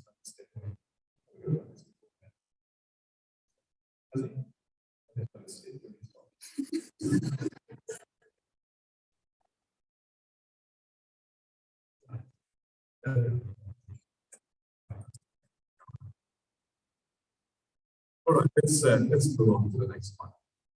So here, how to recognize an arahant or awakened person in modern society. First of all, you have to get out of modern society, what kind of forested areas away from the concrete jungle, and get more of a chance to find arahant arahants in the concrete jungle. Don't look for them on the internet. There are lots of internet arahants. Yeah, kind of, the website says arahant so and so. Okay, straight away you know not arahant says the giveaway that someone's not arahant when they claim to be an arahant. Actually, there are a few, of those people around. That's kind of really problematic. Yeah. So how to recognize it? So first of all, you can never really know for sure what someone's an arahant. It's basically impossible. What you can do, however, you can know who is not an arahant. So what you do look for, you look for those qualities that you expect someone who has no tolerance. Right? If someone has no anger, you expect them to be very kind, to be very compassionate, to have a lot of, be very, very friendly, very kind of caring, all these kind of things. Caring in a kind of something cool way, perhaps. And there's arahants are you expect to see the opposite of the defilements. So instead of selfishness, which is kind of karma chanda, you expect to see incredible generosity. One of the qualities of arahant, they're very, very generous. In fact, long before you become an arahant, already when you are a stream enterer, you're going to be a very generous person. In fact, it is impossible to enter the jhana state or become a stream enterer without opening up and being completely generous, completely opening up your heart to the entire world. Yeah, that is the nature. That is what is required for stream enterer to become possible. You have this kind of feeling you're going to give to everyone. You don't hold back on anything. That is the kind of quality you need. So arahant is going to be very generous. If you ask an arahant, oh, please, Venerable, would you mind giving a Dhamma talk, or would you mind kind of whatever? Would you mind sweeping the path? They'll probably say yes. Yeah, the arahant probably say yes. I would recommend you to ask her. Say yes because they have self, they don't have any kind of hierarchy or anything like that. But it's required, they're probably very happy with it. So you see, there's a person who is very kind of okay, no sense of self, very generous, very kind, and no ego. That's one of the ways to recognize arahant, no ego. This was precisely the point of the story the other day with when Ajahn Brahmali went to see Ajahn Brahmali. The train kind of just disappeared in this big hall. It was just part of the furniture in there. You couldn't really see them because when you're arahant, you don't say, here I am. Most people in the world will try to somehow express our individuality. You kind of dress in a certain way. You try to. Basically, it's a statement about me. Here I am. This is the way I look. This is my life. And you're proud of me and make yourself known to the world. This is how people are very often. We try to stand out, carve out a space for ourselves. This is my contribution to the world. But arahants are the very opposite. Kind of fade into the woodwork. If there was an arahant in this hall, they would be sitting in the corner over there. You notice that they were actually here. That's how you. So so this is kind of some of the qualities of the arahants that are actually very hard to spot. Normally, it is a person who you kind of think is an arahant. No, they're not an arahant. It's kind of the most quiet person who you think is a nobody, and that may turn out to be the arahant.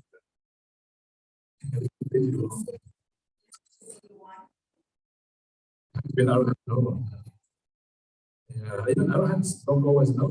Yeah, but of course, they are going to be more likely to know because then they have to know exactly what the quality is like. They're able to spot it better.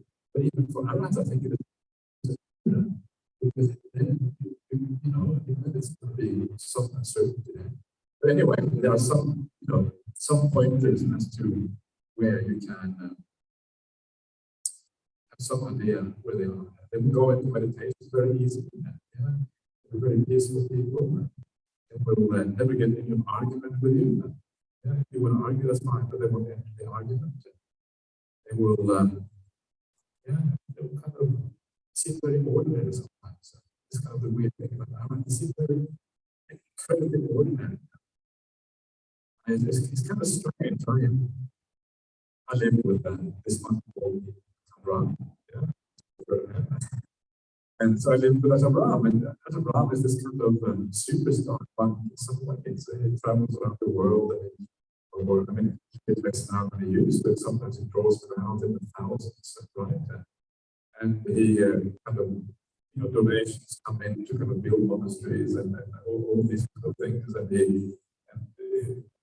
And when you see him in the monastery, when you're with him on a daily basis, he's kind of just like nobody. He just sits there like a sack of potatoes on the sea. And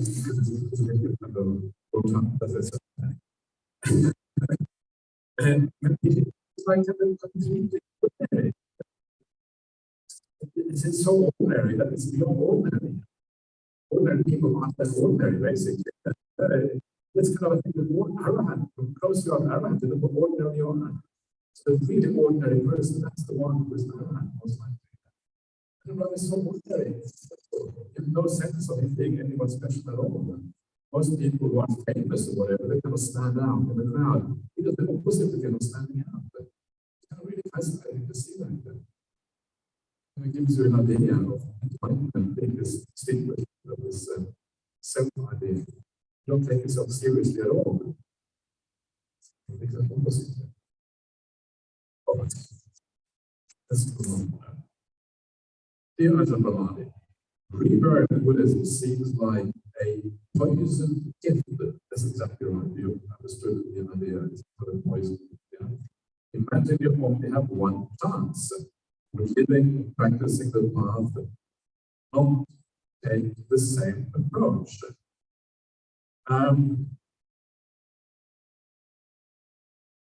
It could do, but the scale is like very different. Yeah, if there is a rebirth.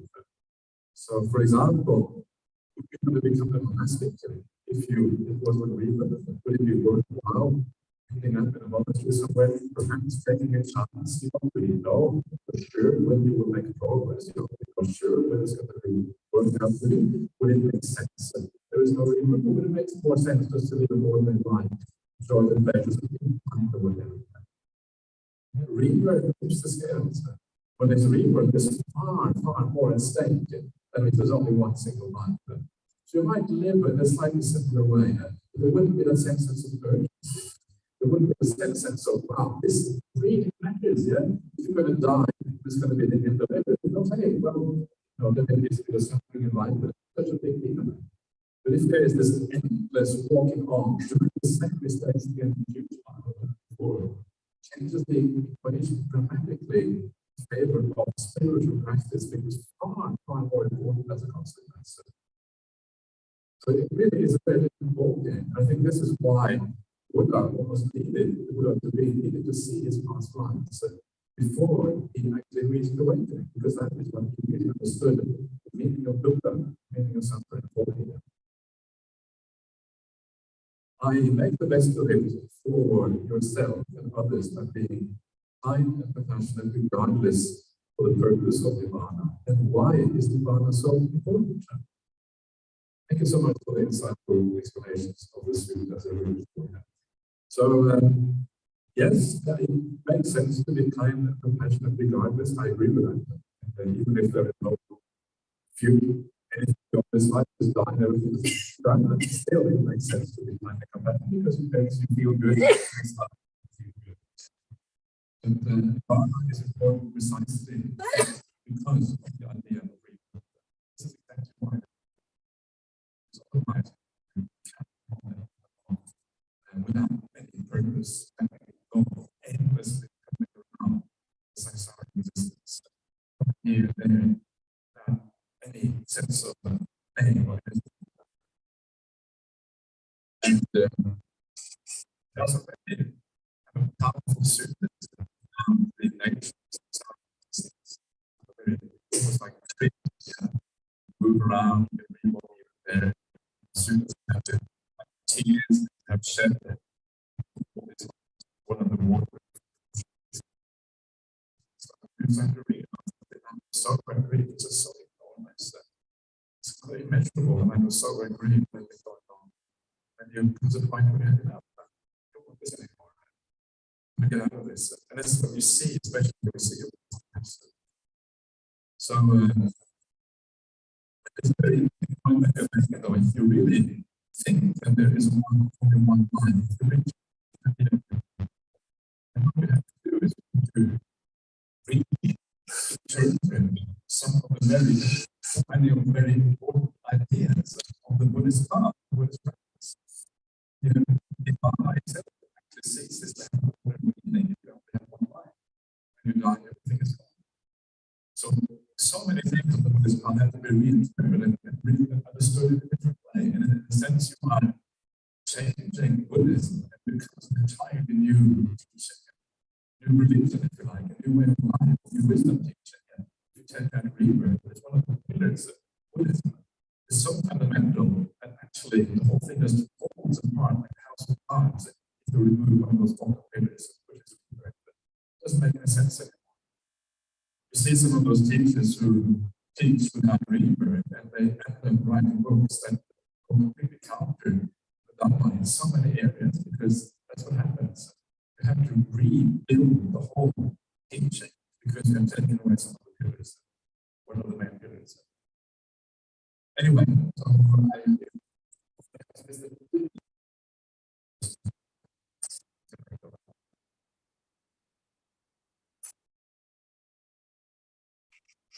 all right, can you please explain what is the mind? Where is it situated? Our wisdom and sankhara are of the mind. Can you please explain? Maybe.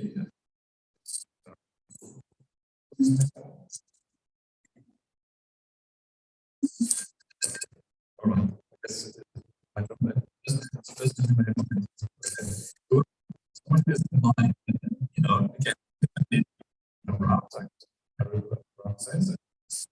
Rather, this is how you know what the mind is. You practice and everything else ceases and only the mind is left. What is that? The mind. Makes sense, right? So how does this work? But actually, the way it works is when you meditate, the body starts to take away. The body is not the mind, that is kind of part of the external world. The distinction here to make in Buddhism is between the five senses and the mind. So if you can make the five senses stop, what is the mind? So when in meditation, the five senses lie down, less and less and less, and then go almost. That is when you become closer and closer. One of the things that you find that as you meditate deeply, very commonly, people perceive it's the meditation. Those bright lines happen precisely when the five senses start to disappear. That is a sign that the mind is emerging. That the full emergence of the mind happens in the jhana state. That's when you have pure mind. The five senses are completely gone. So that is the mind, yeah? That is the experience of the mind. In daily life, the mind is so enmeshed in the five senses. It's hard to really kind of separate it from the five senses. But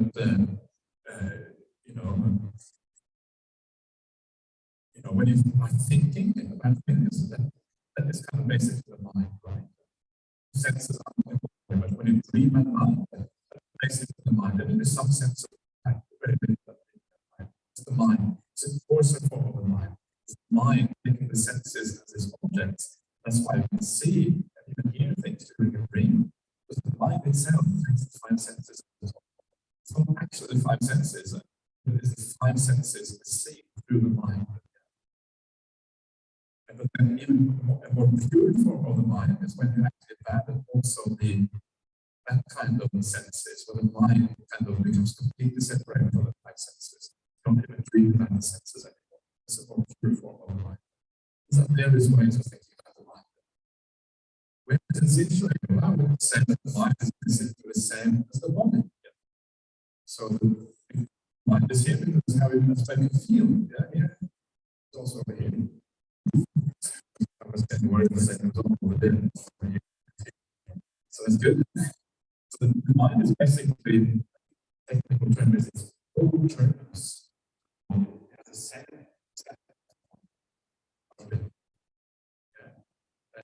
And it's interesting to assume that we talk about when you withdraw the mind from the body. When you withdraw the mind from the body, it's a bit like a straw. You pull a straw out of this kind of, it's like a sheath, and then pull it out of a sheath. The same straw comes out of the sheath. The same way when you pull the mind out of the body, the mind out of the body. This is the mind making body. It looks the same as this one, basically the same kind of shape of things. So the mind is roughly the same as the physical body here. Of course, you can purify the mind in higher states, more abstract states, to lose all sense of physical appearance or physical extent. But the initial mind is just the one that is very simple to this body. That's why people have out-of-body experiences or near-death experiences, and there they are. They still have a kind of fine material body made of a fine kind of substance, mind made. Wisdom and sankhara are only part of mind. Yes. Wisdom is mental.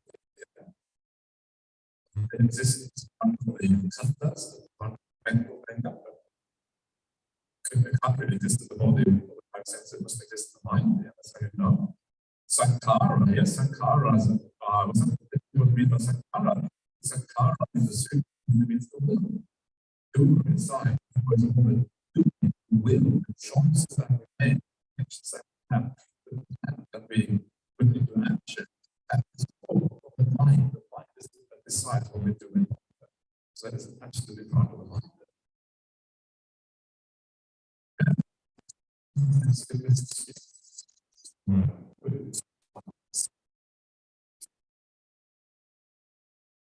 Okay, dear Ajahn, could you please tell a story about the Awesome Day?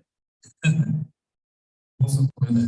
This is Awesome Day is a day that is celebrated in Sri Lanka. Sri Lankan, it's a Sri Lankan Buddhist festival, and it celebrates Mahinda Sri Lanka, because it came and that is the day when Buddhism enters Sri Lanka. So Mahinda, who was the son of King Emperor Ashoka, according to the story. So if this story is correct, he was the son of Emperor Ashoka, and Emperor Ashoka, who was probably the greatest emperor that India has ever had. He ruled over the entire Indian subcontinent, including a part of the area that's today. And he was very, he was a Buddhist, right? He wanted to spread Buddhism to all the corners of the world. The northern world at that time was quite small. And one of the places to send out his people was to Sri Lanka. Sri Lanka was the Buddhist area. It was outside of the sphere of Ashoka. They sent his son Mahinda to Sri Lanka. So Mahinda went to Sri Lanka, and according to the story, he traveled like a bird through the air. It was kind of a very early ways of air. These days can air means something else. And when he landed, it's called Mahintale. Mahintale is Tala, is a Tala word. Mahintale is Mahinda, that's his name. Tala is like the shore, the dry land, yeah. So he landed at Mahintale, it's a kind of a shore where he landed. Going to Sri Lanka, then Mahintale, this kind of mountain, or hill anyway. I have been there all the way to the top and walk up all the stairs and go to Mahintale. This is where Mahintale is supposed to have landed. He lands in Sri Lanka, and then somehow, I don't know this very well, but somehow gets the attention of the king. Yeah? The king comes with a full court, and all his many wives and many servants and many children, and they all come to listen to Mahinda. What does Mahinda teach them? You know what he told them? It's exciting, isn't it? What did Mahinda teach the king his entire entourage? What teaching do you think it was suitable for the king? And of course, what happened when he gave this teaching that many of these modern entourages were supposed to become stream members. This was the thing that established Buddhism in Sri Lanka. This is kind of painful for Mahinda. If he fails, Buddhism can never actually get to know in Sri Lanka. If he makes it, then Sri Lanka is going to become a Buddhist country. We know what happened to become a Buddhist country. But what was the teaching again? To do this, to enable the conversion of an entire country and convert the king. Exciting, isn't it? So what should we do in the present day to convert Belgium?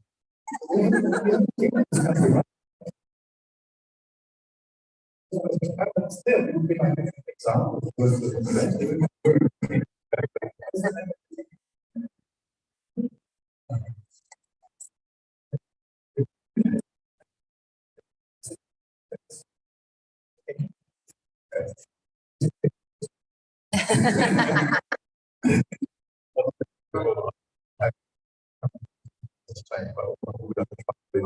Using this suit, yeah.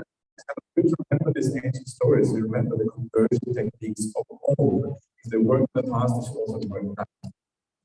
So what suit was it? Are you getting excited now?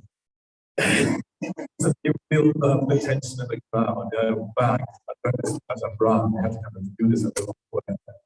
The weird thing is I want to hear it, it's so ordinary, so practically unexciting. This is about building up the tension in deep faith, everything by strong how practically it is. It's a very beautiful sutta. Not my favorite sutta, but it's not really a sutta one thing would have a conversion practice with that. The sutta is the the shortest sutta on the purpose. That's the one. And then that sutta is really a sutta about the gradual training. But it has some aspects to it that are very beautiful. It starts off with the Brahmin Paṭicca-samuppāda. He was one of the main Brahmins in Savatthi at that time. And the Brahmin Paṭicca-samuppāda has just been to see the Buddha. No, he never been. That's the wrong way. I said, one priest, I think he has seen the Buddha. And on his way back from the Buddha, he meets the Brahmin Paṭicca-samuppāda. That's how it is. And then he talks the Brahmin Paṭicca-samuppāda, just praises the Buddha out of this world. Yeah.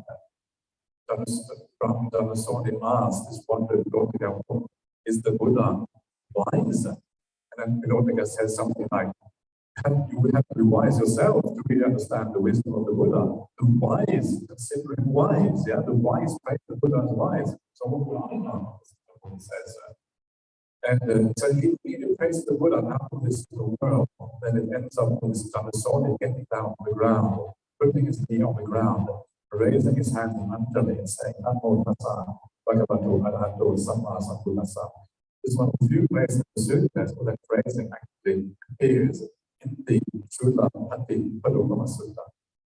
And of course, later on, he goes to the Buddha, this beautiful sutta of the gradual training. The gradual training again is shows the path all the way into awakening. And in this sutta, the jhanas and stages of awakening are called the footprints of the Buddha. It's one of those places where this idea of the footprint of the Buddha is used. And what that means, of course, is that when you come to a jhana state, you recognize it that the Buddha must have been here. You understand the very powerful spiritual significance of these states. You know the Buddha must have been here. Even the jhana state, not even the awakening states, right? That's kind of extraordinary. It's one of those things about the jhanas that is really quite special when you see that. This is what converted the royalty in Sri Lanka. And some of them are supposed to become street men. I don't trust those reports, but that's what it says there. But certainly it's in my work because Sri Lanka is a staunch Buddhist country ever since then. And Sri Lanka is the main country to look after the Buddhist scriptures for over 2,000 years. Sri Lankans have kept the sasana and Buddhism going when it has been going down the drain and all the since then. Very important like everyone else. So that is the story about the Wholesome Day. The history of the site, of course, that when the monastic Sangha was established, and they asked, what are you doing? And Mahinda, he asked for his sister to come to Sri Lanka. Yeah, this is her name is Mahinda, means the friend of the Sangha. Her name, and then she comes to Sri Lanka. She is one she gets to go with her to Sri Lanka. Sampling from Bodhgaya, brings it to Sri Lanka, they get planted in Anuradhapura. Yeah. If you go to Anuradhapura, that is one of the ancient capitals of Sri Lanka, which was the capital apparently at that time. The biggest plant there, and the tree which you see there today, is supposed to be a tree or a descendant of a tree. They say it is that tree. I'm not finding convinced, but I'm definitely skeptical by nature. So yeah, that is a huge goal. That tree in Sri Lanka. This is one of the most holy places in all of Sri Lanka. And for all these reasons, it has a direct connection with the Buddha in India. This was the tree under which the Buddha became awakened. It's kind of extraordinary. It's almost like you can just feel being close to something very powerful.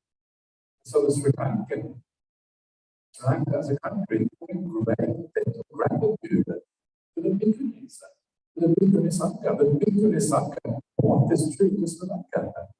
So it is only right that the modern renaissance of the Bhikkhuni Sangha should happen in Sri Lanka. It only makes sense, yeah. And of course, later on it came to Thailand and other places as well. Actually, when you think about it like that, I think, this is one nice way of talking about it. So like, well, actually, think about it. So much of your Buddhism revolves around the body tree. Why do you have it? Because the Bhikkhuni is there. That's very important, I think. So brother and sister kind of converted the country of we'll carry on to I come to the end of this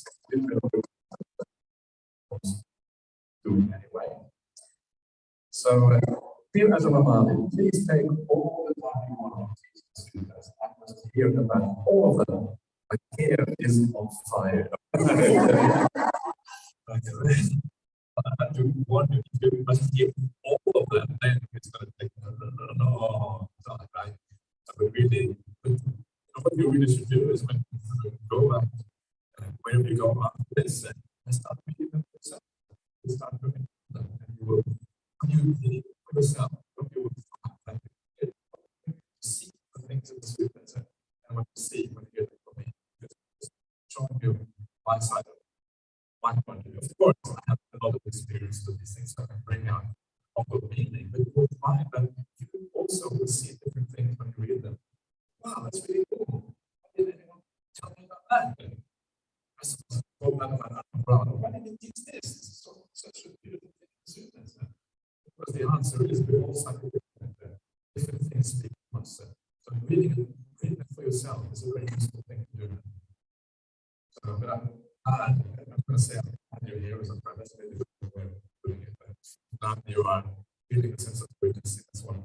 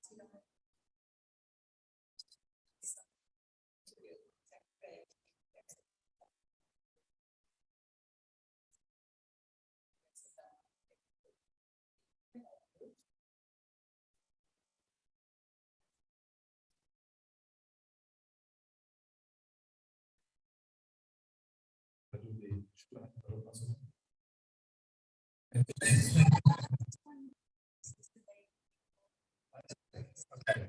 Choose the truth and the consequence.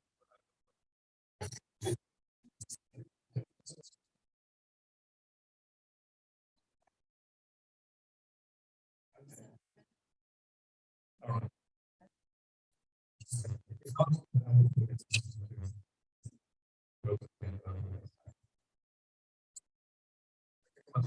Okay. Anyway, see what happens. Okay, let's go on to the last few questions here. The Buddha proclaims the fire certain that all is burning.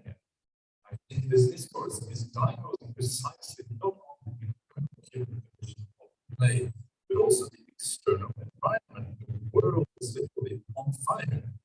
Yes, that's close to the truth.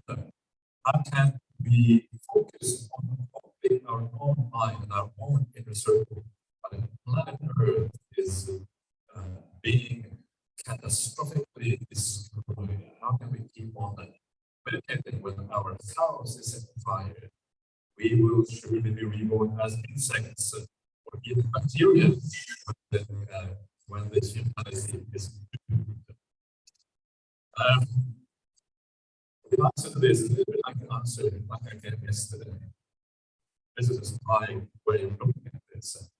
That is to remember that, yes, you can spend your entire life commenting climate change, trying to get over it, and I know sometimes enormous amount of time writing about it, writing all about it. And your all efforts will have to take do all of these things, we try to sort things out, still go wrong because the force in the heart and stability are so enormous that in the end we don't know whether we're going to be successful or not. We have no idea whether it's going to succeed. We just don't know what the outcome is. So this is the problem of this whole sensory existence. There's always something incredibly uncertain. Sometimes it goes better when it goes down, because better when it goes down. Yeah? And we have been trying already eons to sort out our sensory existence. We've been trying to for eons to kind of stop climate change. How many times do we have to try to stop climate change to understand that it's actually impossible to stop in the long run? In the long run, the sun is going to expand and burn up the whole planet Earth. That is serious climate change. Big time climate change. Yeah? That is really when it's all about it.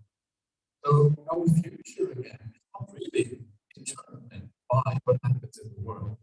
Because what happens in the world is just this eternal uncertainty, things moving around.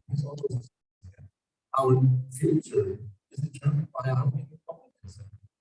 Because our future is determined by inequalities, it's far more important how we live in our world and actually what we do. We can do a lot to save the whole world, but we get very angry and upset over it. The consequences are we may not save the world, and we get people in a bad place because we do some bad things. You see the problem?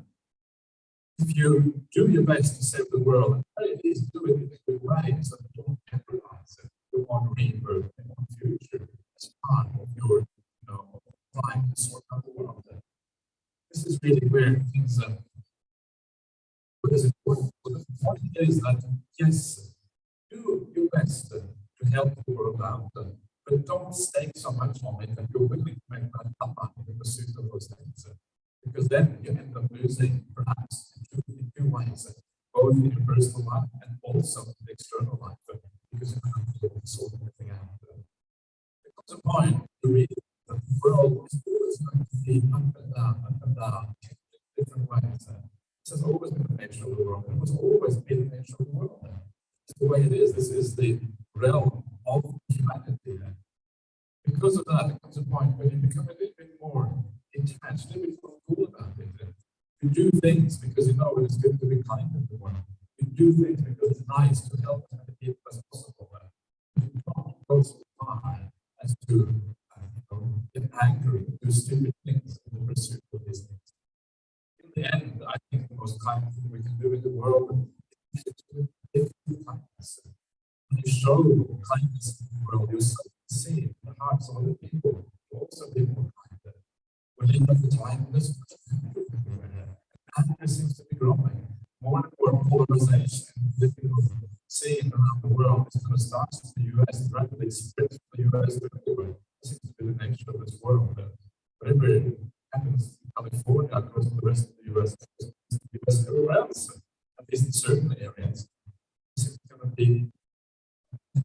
We don't choose good things, we often choose bad things and good out of it.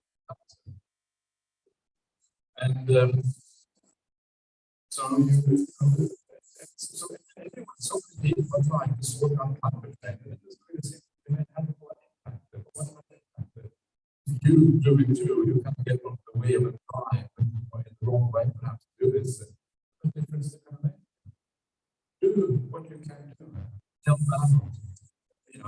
Understand that there is an issue, try to sort things out, but don't jeopardize your more spiritual progress as part of that. I think that in the long run, often the more important thing to do in the world is just kindness, to have very best spiritual comfort. And you encourage others to be kind, others to be caring. When you encourage other people to be kind of caring, they too will encourage others in turn.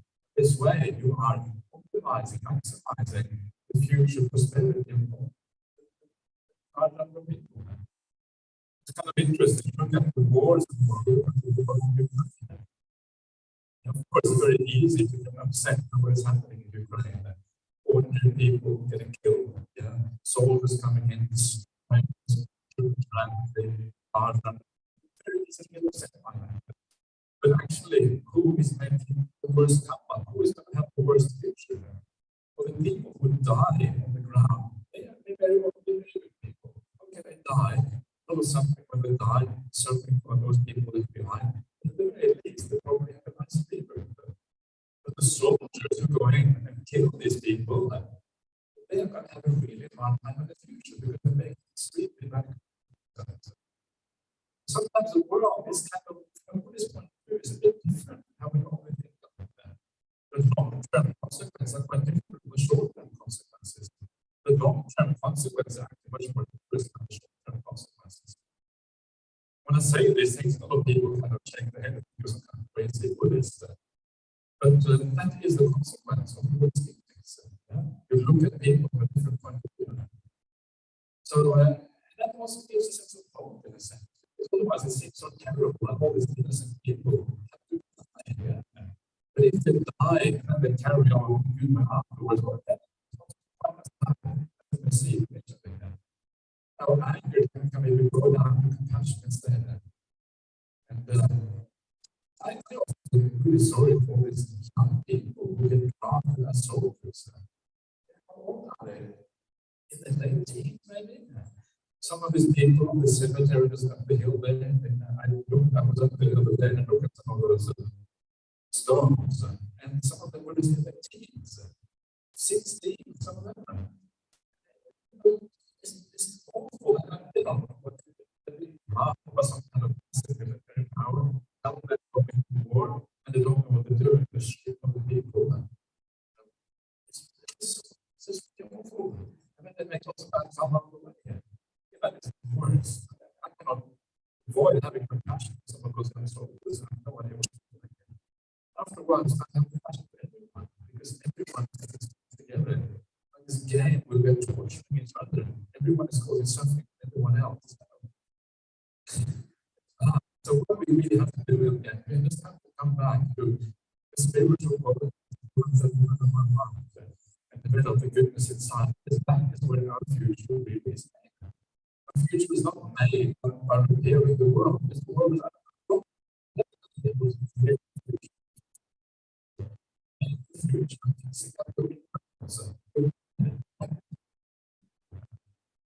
it's a pretty powerful contemplation because when you do meditation, if you know that the future is made in meditation, not only your future life, but also the future of the people you come into contact with, you will, by definition, be a person who inspires others. This is the best way to inspire people. When you know that in your meditation, you will not think about the world anymore because you know that that is not where the solution lies. What's the point of thinking about the future, resolving problems in the world when that actually is irresolvable and that means there is no future there? Instead, come back into the present moment. This is where the future is made. Right now, by being peaceful. Right now, by being kind. Right now, by developing the mind that you will take with you when you die, when you make some fine. Anyway, that's how I see this. And it really upset when I say this kind of things. You know, the people I'm maybe being callous and not really compassionate enough, and we need to do more for the world. But reflect on it. It's a great truth.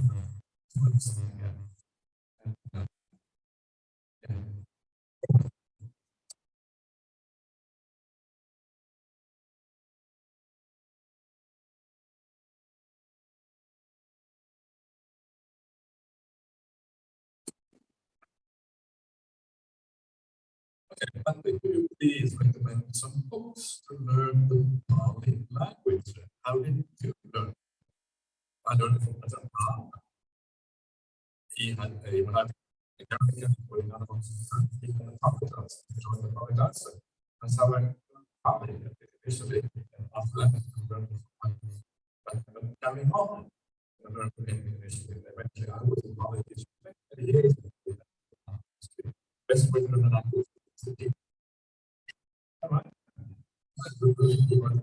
You teach something to others, you have to know what you're like to do. You teach is very wrong.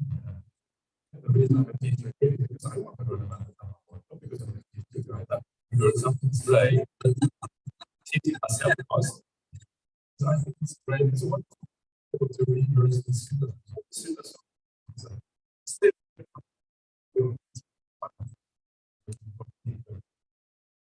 This is one of the reasons why.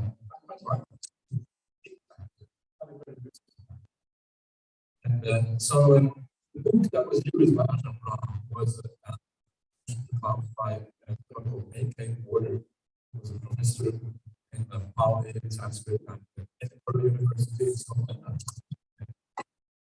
Various places in Canada also later on. And Introduction to Pali is a nice book. The difficulty with it is that it takes a understanding of the technical grammatical terms that you use the vocabulary as if you understand words. You have to add the Google these terms that are grammatical vocabulary, nominative, accusative, instrumental, past participles, future passive participles, blah blah blah. All of these things you have to learn. And these days, apparently, people don't learn much grammar at school. So it's a steep learning curve for those of you who don't learn grammar at school. But you will. Yeah. It's one of those interesting things. I used to think I was really bad at language. I thought I was really terrible. And when I went to school, I was trying to learn German or French. That was the reason why I found it so hard. But actually, when I learned how I found it really easy. And that was because I was interested. Interest is everything I really discovered very quickly. So that is a good way to learn. There are good resources online as well. Some of those other classes that we did are available online, so you can listen to them and get explanation of the practical. There are keys to these exercises. Exercises in AQ Buddha's book. There are keys to those exercises available online. I have done some of those things. Other people have as well, so you can kind of search for it and you'll find it there. There is this website called Wisdom and Wonders. It has a lot of these resources. Wisdom and Wonders website.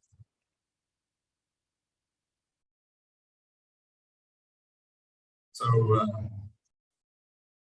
okay. So,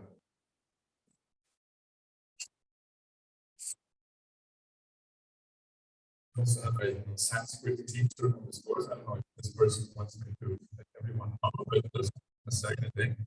But if this person wants happy to have his the name known, then maybe at the end of the course you can kind of meet up or something. But that's just a possibility. All right, so let's come to the very last question. Every morning in the last month, I picked out dozens of slugs from the flower and vegetable garden and put them on the meadows where a lot of birds came to visit them.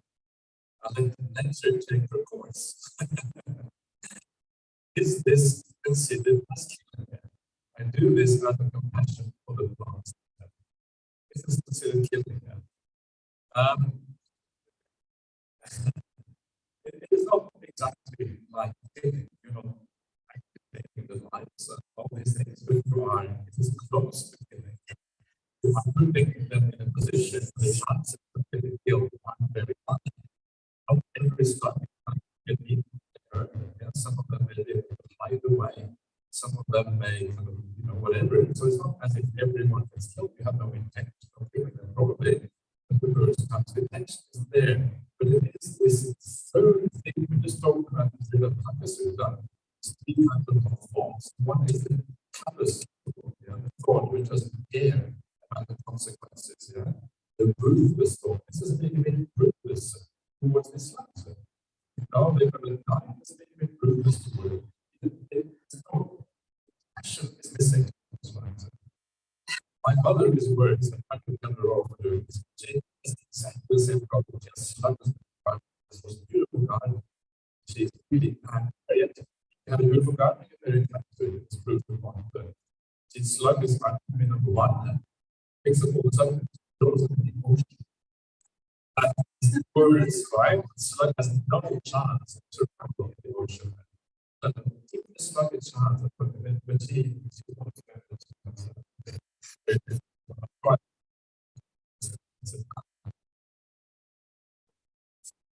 Like a snail without a shell, yeah? Without a house, without a shell. at the house of general. So, sure. I didn't know there was anybody. But anyway, go around a long way to that length. And they're going to have two antennas at the front and see that across. So it's slightly things. Not this one of that little slides across like that.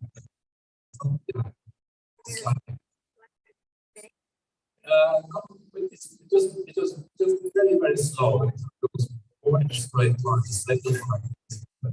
Anyway, we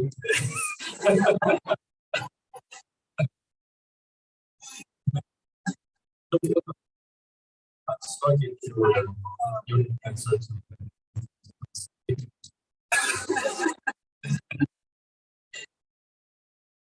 Anyway, so I think it's not as bad as typically deliberately, but it's not super obviously. It's not underlying. If you can put them somewhere else where they are a bit sacred, that might be better. Like you said,